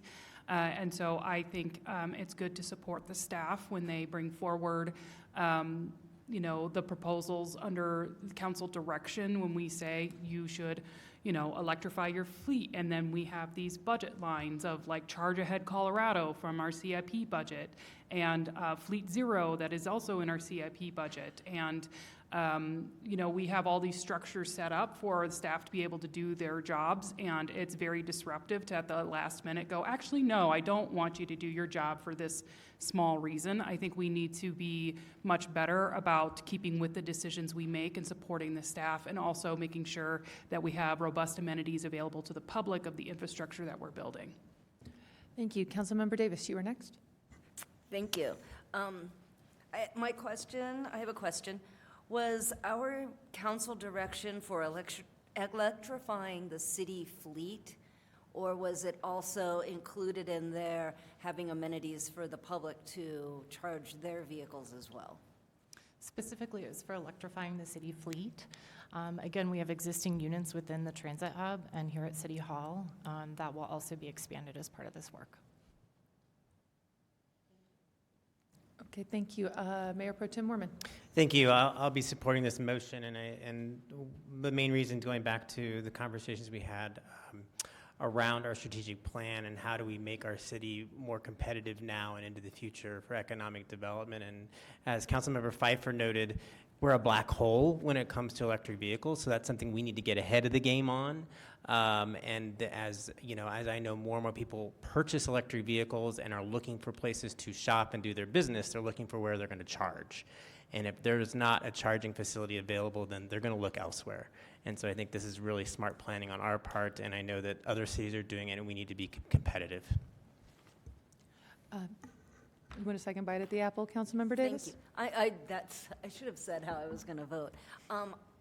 Given that we provided you guidance for electrifying our fleet and not necessarily opening it up to the public, I'm just a little concerned about that, especially because of the lower cost that we're charging for per kilowatt hour for the next 5 years. I think I would like us to use the monies that we're getting to build up our more robust program within the city first, and then maybe adding stations for the public later. I see that we have some at the transit hub, so we are making strides in some places. But I would like staff to go with the direction of electrifying our fleet first, using those monies, and then expanding to the public. Thank you. Thank you. Councilmember Pfeiffer. Yeah, we've talked about this for a few years on the strategic. I'm trying to think how far back, but appreciate it's finally kind of happening, because I was always worried with just the few stations we've had. I will say I do appreciate that you thought more holistically, because my experience with dealing with fleet and electrifying it, while it might be great to say just for the fleet, what we found was if the fleet visits buildings, sometimes that was hard depending on where the placement of that pedestal is. And on top of it, we found that our employee base would like to drive vehicles and charge them at work, as well as those that do business with the government. And so I think it's a well thought out perspective. Yes, we want to electrify the fleet, and majority of these are, but being inclusive in the conversation and holistic, I appreciate that. We are behind. A lot of cities, a lot of other government agencies are way far ahead of us, and so yeah, it's a big number of pedestals, but at the end of the day, we need to catch up, and I appreciate that. Hopefully there's a plan for employees to be able to charge their cars as well within your program. So, but of course I'll be supporting it. Thank you. I'll conclude with my thoughts. I think this is great. We have been talking about this for the entirety of my time on council, so I'm very pleased to see the progress in this direction. Pleased for the team for all your hard work. The fact that you went out and you got grants to cut costs, I also appreciate. It's 5 years. It'll pay for itself, and then we can look at what we're going to do with that infrastructure in the after that. And additionally, this is in no way government overreach that I can see. We do lots of things that subsidize for our residents. We have numerous workforce housing programs going in, as well as, even on a much smaller scale, garden in a box, so that people can focus on xeriscaping and beautifying. So there's numerous programs along these lines where we provide a below market rate in the interest of the consumer. It does lend itself to workforce development. It does lend itself to economic development. So I'm pleased to see this great job team, and I look forward to seeing the program roll out. And with that, I will call the vote. That passes 4-2 with Councilmembers Davis and Marriott being dissenting votes. All right. Thank you very much. Next, I will open the resolution R24-120, a resolution authorizing a loan agreement between the City of Arvada and the Arvada Urban Renewal Authority for loans in the amount of $12 million to support projects in the Ralston Fields urban renewal area. Mr. Archer, I believe you have this item as well. Thank you, Mayor. I do. The resolution in front of you tonight is to ask for an increase of a loan agreement that was signed by City Council and the Urban Renewal Board back in February of 2022. That agreement called for a loan to Aura of $8 million at 3% to be repaid over a 3-year period of time. Project delays and increased costs due to inflation had forced many of the projects to reconsider. Fortunately, the Urban Renewal team, with support of their board, was able to re-engage this community. It did require additional investment. The additional investment is $4 million. the urban renewal is asking the city to increase the loan from $8 million to $12 million. The second $4 million will be loaned at a 4.5% interest rate. The repayment terms are not changing, so it will still be repaid over a 3-year period of time, with payments commencing in 2025 and ending in 2027. The city's general fund has over $85 million, as we talked about tonight, and can cash finance this loan. This will not affect our 10-year plan. In fact, it will be an addition to our 10-year plan, as we will receive increased interest over what is in the current budget. City team is asking and recommending for approval. All right, I'll open it to council questions or action. Councilmember Pfeiffer. A quick question. So if it's a 3-year loan, have they made payments on the $8 million originally? Maybe they did, I just didn't catch it. No, and that's a good question, Councilmember Pfeiffer, and I apologize. The loan from 2022 was not distributed until this year. Okay, And so it really doesn't start till this year. Yeah, it was supposed to start in 2022, but because the project was on delay, it didn't begin till this year. Okay, all right, that's perfect. All right. Any other questions or action? Councilmember Marriott. Yeah, I have a question, Mr. Archer. So tell me if I have this right. The urban renewal is going to add subsidy to those who are performing these projects within this area. Their plan previously was to subsidize by $8 million, and now they would like to subsidize by 12 instead of 8.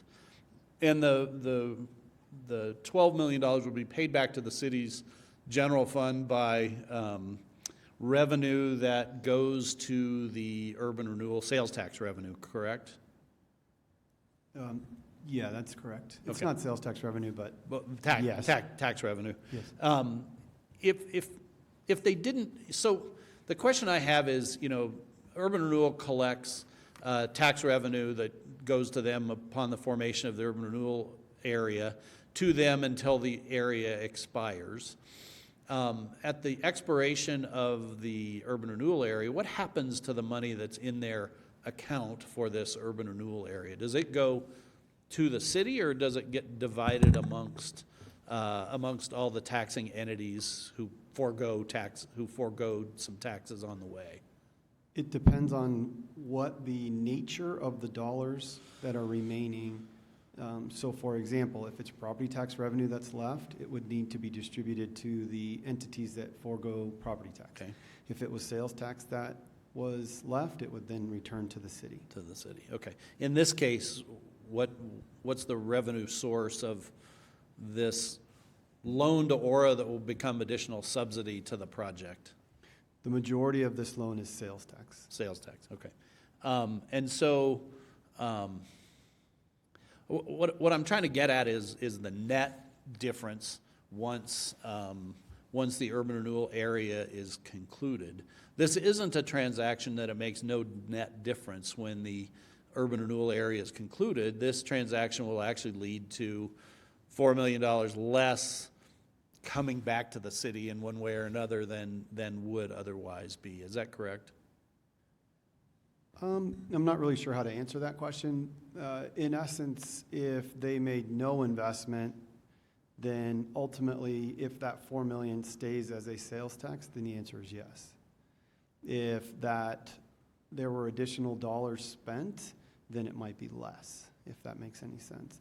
Because ultimately, when the urban renewal collects revenue, their board votes on how that revenue will be spent. Right. So, I mean, if we just say everything else is the same, then your answer would be correct. Right. This $4 million, if it was existing at the end of 2028, would need to be returned to the city. Right, but between now and then, the Urban Renewal Board could elect to do something else with this $4 million. That is correct. So this is kind of an action that's taking and, in effect, pre-placing that $4 million worth of expected revenue into a specific purpose, and us facilitating that kind of pre-placement of anticipated revenues. Correct. Okay. Is there any danger that the revenues will not be sufficient to pay this back? Yes. If the stores and the entities that live in Ralston Fields were to go bankrupt, then the urban renewal would not be able to return these funds. So This is the entire Ralston Fields area, which is pretty large. We would need to see a significant number of entities go away to then not be able to pay this. Okay. So, and urban renewal doesn't have any other abilities. They don't have the ability to move funds from different urban renewal areas to cover loans or anything like that. It would have to come from this area. Correct. Okay. All right. Thank you. I will note, and within the Ralston Fields, I believe is the Walmart. So if we're talking about businesses that have to go bankrupt, I'm not going to put solid bets on that. So That is one of the entities that is over there. There's other ones as well, but you are correct, Mayor. there's quite a few. Oh, yes, the Target is there as well. So the largest and second largest corporations. So I think they'll be all right. So with that, I will accept a motion. Councilmember Ambrose. I'll make the motion. Thank you. I move that R24-120, a resolution authorizing a loan agreement between the City of Arvada and the Arvada Urban Renewal Authority for loans in the amount of $12 million to support projects in the Ralston Fields urban renewal area be approved. All right, all votes are cast. This passes 6-0. Thank you very much. And next, I will open R24-122, R24-121, a resolution authorizing an intergovernmental agreement between the City of Edgewater and the City of Arvada for the secondment of an Arvada employee to Edgewater Police Department. The presenter, I believe, is Patrick Ermine, our Assistant City Attorney this evening. Good evening, Mayor Simpson and Council. Pedro Camarine for the city this evening.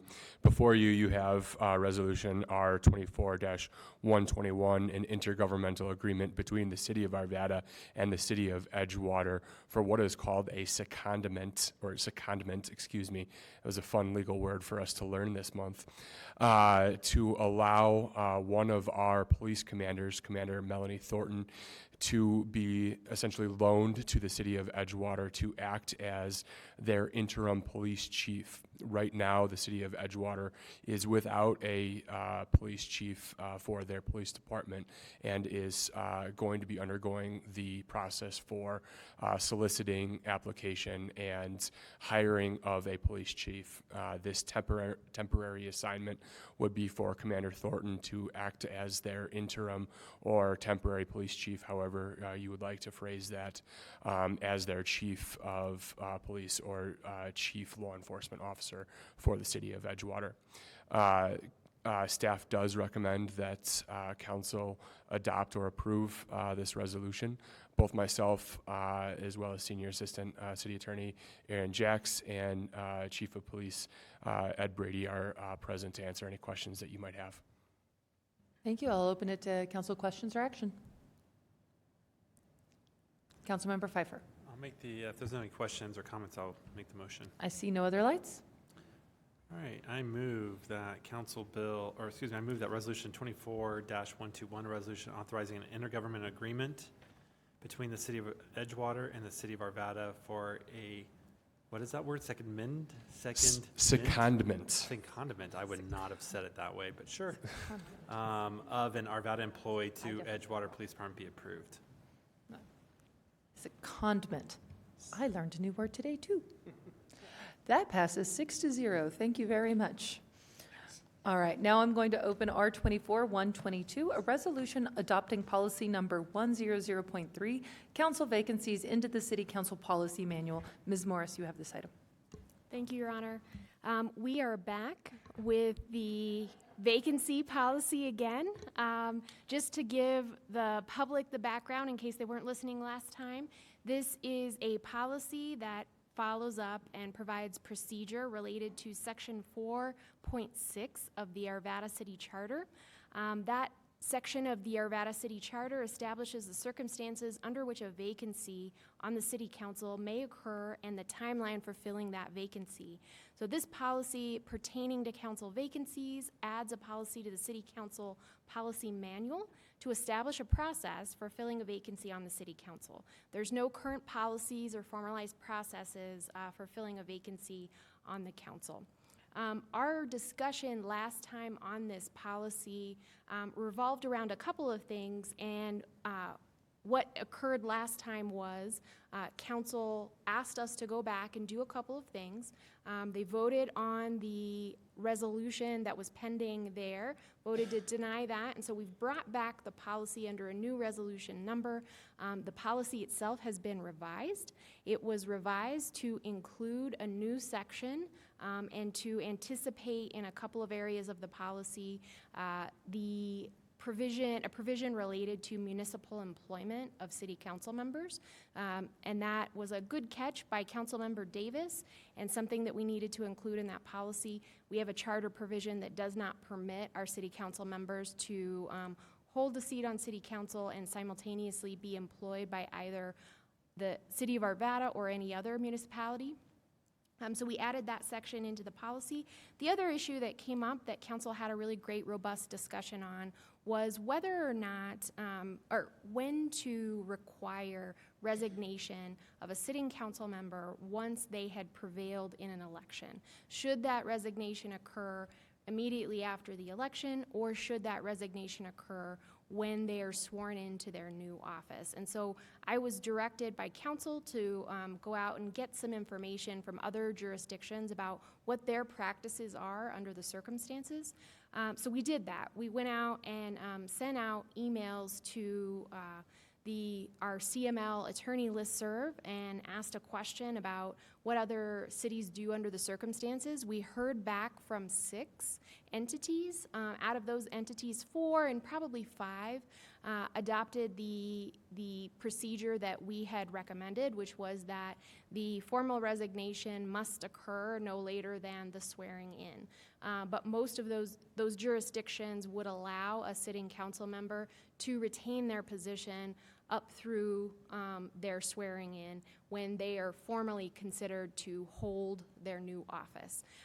There was one jurisdiction that responded to us that did not adopt that particular policy. They have a provision in their charter that requires anyone running for an office other than re-election for their current position to submit a notice, and then after the election, they're deemed to have resigned their seat the Tuesday following the election, regardless of election outcome. We were able to find a couple of other jurisdictions with similar charter provisions, so altogether 3 that have that position, but it's a little bit different than what we had proposed. So I just wanted to provide council with that data, and then we are obviously here to answer any questions that you have, and hope that you choose to approve the resolution and adopt the policy. All right, thank you. I'll open it to council questions. Councilmember Marriott. So in reading this new workup at this policy, I see 2 different things. I see something referred to as a resignation notice, and then a vacancy date. Am I correct on those 2 things? Yes, I think we've titled it effective date at some point, so vacancy date, effective date, those are the same thing. Yep. But those are not the same thing as resignation notice date. Correct. Okay. So this is the same policy you brought last week with where someone can be elected to a different office, and then they can choose any date up to their inauguration into another office to choose that as the date they vacate. That is correct. Okay, thanks. I'll open it for council questions or action. Councilmember Ambrose. I'll make the motion. Please go ahead.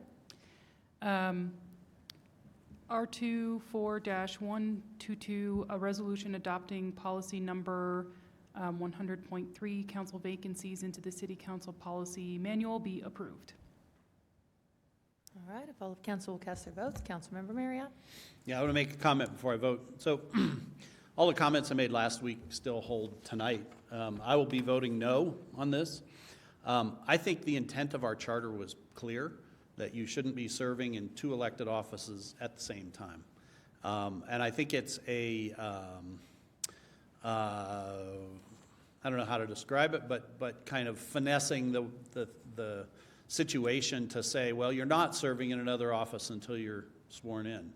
I think in the case of members of city council who are elected to the state legislature, they immediately start meeting with their caucus. They immediately meet with lobbyists about the 5 bills they're going to run.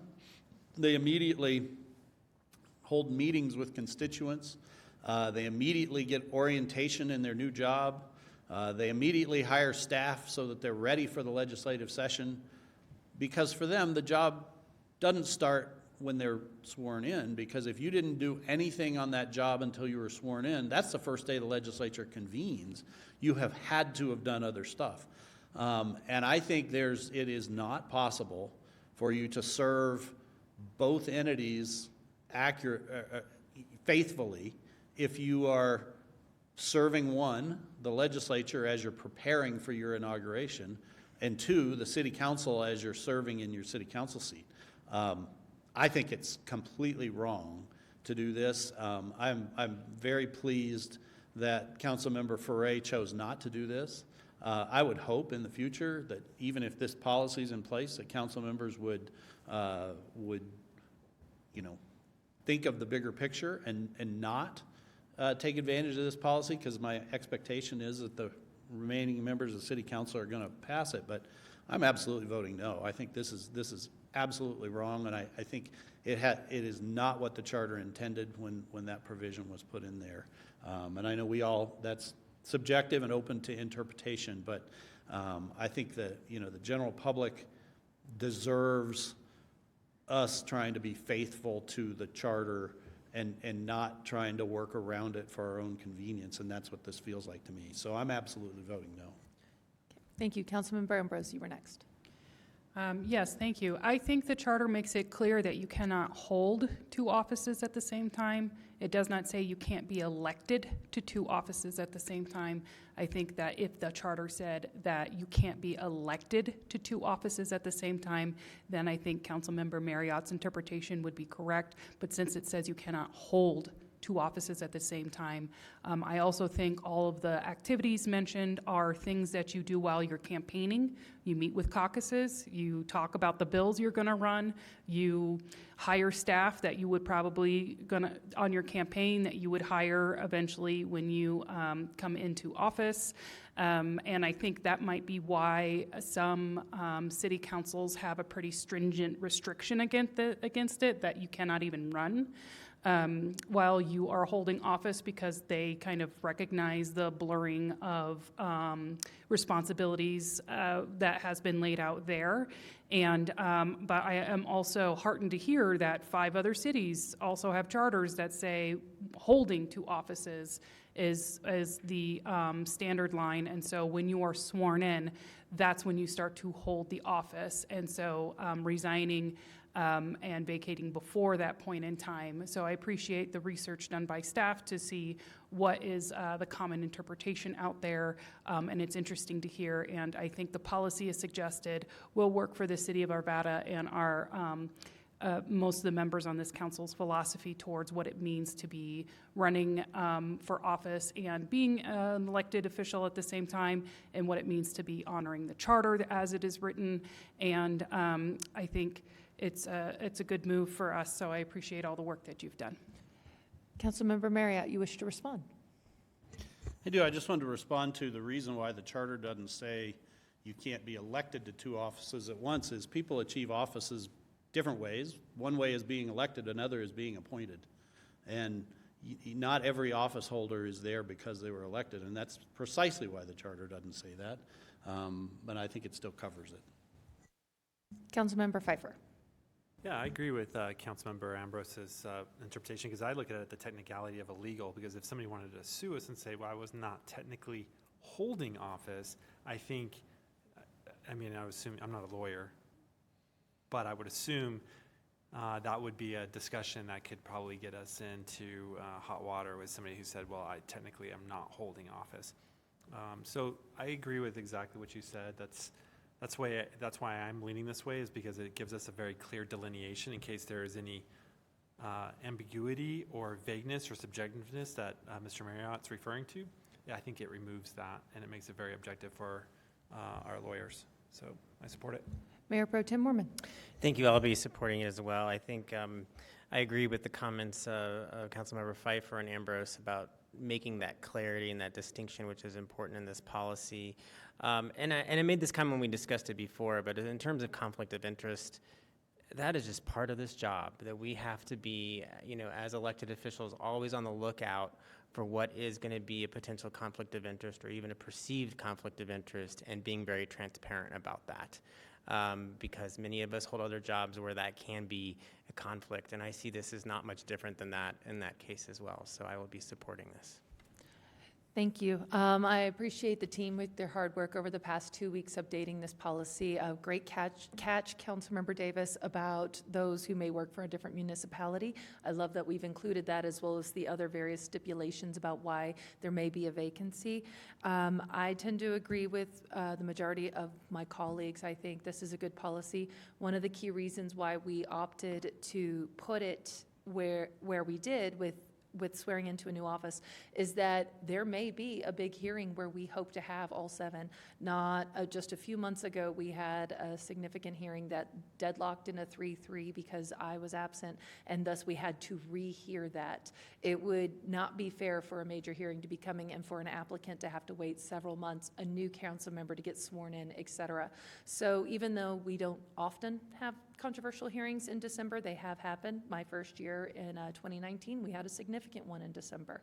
So I think it is important to have that flexibility available and not to lock future councils into rules that we decide today, but to give them the option to decide what's right for them. So with that, I will call the vote, and that passes 5-1 with Councilmember Marriott being a dissenting vote.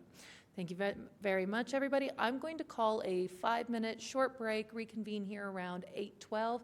Stretch your legs, get some water, go to the potty, everybody, and we'll be back in a minute.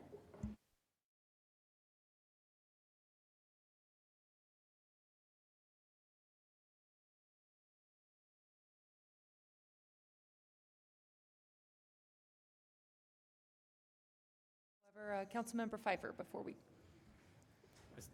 I'd like to request the council to recuse me from even the first readings of the next 2. Perfect. Councilmember Ambrose. Should I make the motion to recuse Councilmember? I make the motion to recuse Councilmember Pfeiffer. I'm sorry, I just voted on myself. Yeah, okay. Let me Want to start clear the over? vote. Councilmember Pfeiffer, you are locked out. There we go. All right. All votes are cast. That passes 5-0. Councilmember Pfeiffer, you are recused once again for this particular vote. Mayor Pro Tem Mormon with first reading. Thank you. I move that CB 24-018, an ordinance annexing certain land into the city of Arvada for Colorado Department of Transportation, CDOT, Coal Creek Maintenance Yard, a parcel of land approximately located on the south side of State Highway 72 between Canyon Pines Drive and Plainview Road in the city of Arvada, County of Jefferson, and State of Colorado. And I move that CB 24-019, an ordinance rezoning certain land within the city of Arvada from Jefferson County A1, Agricultural 1, to City of Arvada OS, Open Space, and amending the official zoning maps of the city of Arvada, Colorado, for the Colorado Department of Transportation, CDOT, Coal Creek Maintenance Yard, approximately located on the south side of State Highway 72 between Canyon Pines Drive and Plainview Road, be approved on first reading, ordered, published in full, and a public hearing date set for January 6, 2025 at 6:15 p.m. Thank you. All votes are cast. That passes 5-0 with Councilmember Pfeiffer being recused. All right, and with that, Councilmember Pfeiffer, you are unlocked, and I will open our public hearing. For this evening's agenda, we have one public hearing. It is CB 24-017, an ordinance authorizing a withdrawal agreement between the City and County of Broomfield, the Board of County Commissioners of Jefferson County, Colorado, the City of Arvada, and the Jefferson Parkway Public Highway Authority, ordinance number 4883. Ms. Morris, you are our presenter with this item. Thank you, Your Honor. In 2020, the City and County of Broomfield notified the City of Arvada and Jefferson County of its intent to withdraw as a member of the Jefferson Parkway Public Highway Authority. In order to complete Broomfield's withdrawal from JPPHA, the City of Arvada must approve the withdrawal agreement along with the attached exhibits, including the First Amendment to the amended and restated establishing contract for JPPHA. The withdrawal agreement describes the conditions of withdrawal for Broomfield from JPPHA, including transfer of certain real property for the Parkway right-of-way and payment of operation costs for certain expenses of JPPHA incurred while Broomfield was a member of JPPHA. The First Amendment to the amended and restated establishing contract includes revisions that formally remove Broomfield as a member of JPPHA. Just to make sure that we're clear on all the things that Council is approving tonight, I just wanted to state for the record that what we're doing tonight, what Council is voting on and discussing tonight, truly is only about the withdrawal of Broomfield. There's nothing in the agreements that we're asking the Council to approve that would in any way push the Parkway forward right now or contain plans for the Parkway moving forward in any certain timeline, other than, you know, the end date for the right-of-way that we're receiving from Broomfield. So in 20 years, within 20 years or something like that. So we're not making any plans, we're not starting construction, we're not choosing a contractor, we're not choosing a concessionaire. This is really just about Broomfield's withdrawal. With that, the Arvada team recommends that the City Council approve CB 24017, an ordinance authorizing withdrawal agreement between the City and County of Broomfield, the Board of County Commissioners of Jefferson County, Colorado, the City of Arvada, and the Jefferson Parkway Public Highway Authority, and the First Amendment to the amended and restating establishment contract for JPPHA. Thanks. Thank you. I'll open it to council questions. Councilmember Ambrose. Yeah, I would like to make the motion if there aren't any discussion on it. You have the motion. Are there any questions from council? This public hearing, I think we need them first. Oh, you're right. Yeah. Thank you. Goodness. Thank you. So is there anyone in the public who would like to make comment on this item? Seeing none. Ms. Rush, none on Zoom. Okay, thank you. I will close the public comment of the council hearing. Now turn it over. Councilmember Ambrose, you have the motion. Are there any council questions? I have a couple of questions. Ms. Morris, could you give us just a very quick highline summary of the withdrawal agreement terms? I know we had a few in there, but for instance, any payments that were made, et cetera. So generally, as we had discussed in the intro, we are receiving a certain portion of the right-of-way for the highway, for the proposed parkway from Broomfield. So a large portion of what the withdrawal agreement concerns is how that transfer of real property will occur from Broomfield to the Parkway Authority. And so there's a lot of different details in that. One of those details, which I had mentioned before, is that one of the conditions of the right-of-way being transferred to the authority is that the certain things occur within 20 years, and if they don't, that the right-of-way will revert back to Broomfield. So there's portions of that. There's a lot of different technicalities related to what we're asking Broomfield to represent to us in terms of, in terms of their approvals of permits and things that they might approve during the process. So they're going to act in good faith and agree not to make any decisions that are arbitrary and capricious related to the authority. Also, very generally, we talked with Broomfield and negotiated an amount of operations costs that Broomfield hadn't paid up until that date that we felt that Broomfield should pay as part of their membership in JPPHA, and so they agreed to pay those costs as part of this withdrawal agreement as well. And so those are the two big pieces of this withdrawal agreement, is that transfer of the right-of-way with all those technical conditions underneath it and the payment of those costs. And how long were we negotiating this withdrawal? So this is the longest I think I have ever spent negotiating any agreement.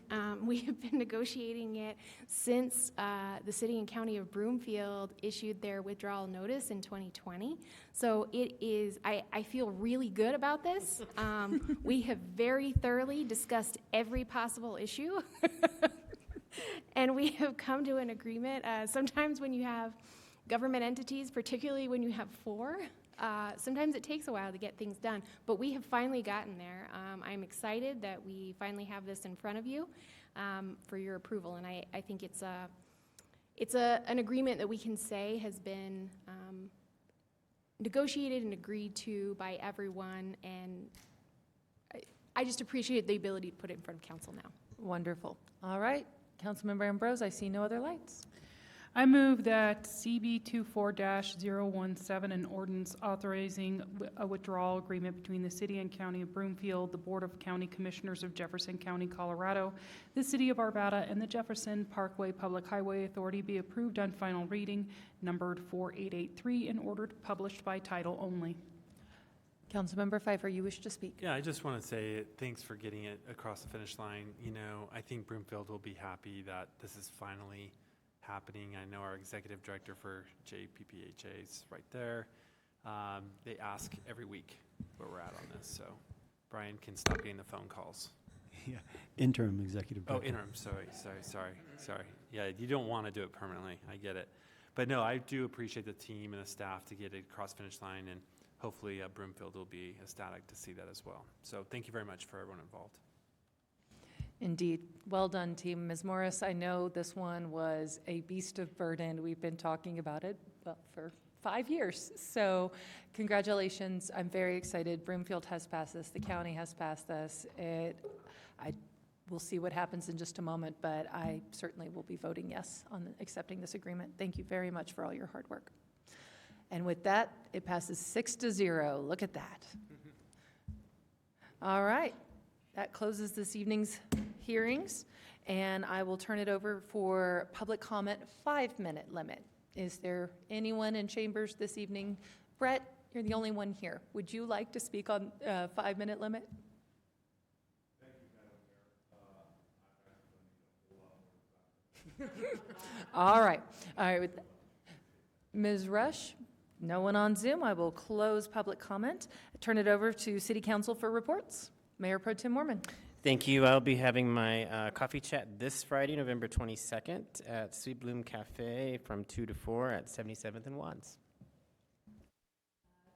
Councilmember Pfeiffer. I just want to shout out to Mayor Pro Tem Mormon for a great ribbon cutting at the Stanley Lake Trailhead. It was great to be out there with Councilmember Davis, and you did great. Your speech and everything was wonderful, so it was a great turnout. Those are hard on weekdays, but I got to take the day off and hang out with you all, so good job. And good job to the team getting that wrapped up. Beautiful, beautiful, beautiful. Nice.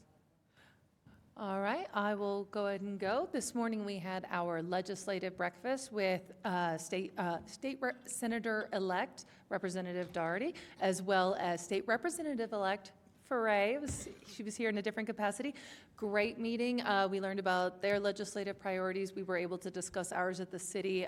They are committed to our city and to being excellent partners. We look forward to working with them in the upcoming legislative session. A big thanks to the team, particularly Ms. Savoda, for their hard work setting that up. Also wanted to commend the team. We had a nice tour of Davis Lane Park, which is an absolutely gem of a park in our city. Thank you, Ms. Rhodes and Ms. Israel and everybody else who helped lead that tour so that we could get a really good feel for the landscape there as we discuss amenities moving forward. Finally, this is our last City Council hearing until December. I would like to make sure everyone knows that the Old Town tree lighting is on November 30th, a little after 6 o'clock p.m. Please come out. Please come out early. It is Small Business Saturday, so take advantage of that, as well as that tends to see a very large crowd. So if you would like to park and not walk a mile, please come out a little bit early. And don't forget, we do have that amazing parking garage.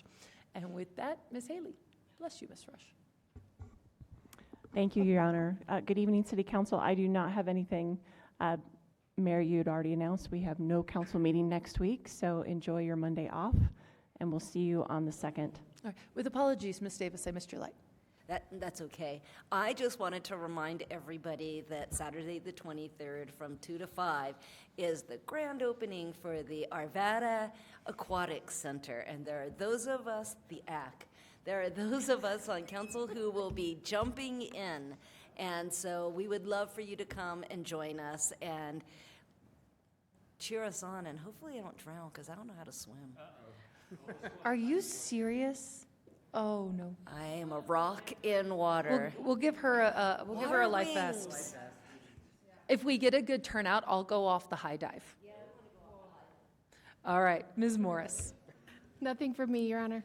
All right, happy Thanksgiving, everybody. We stand adjourned.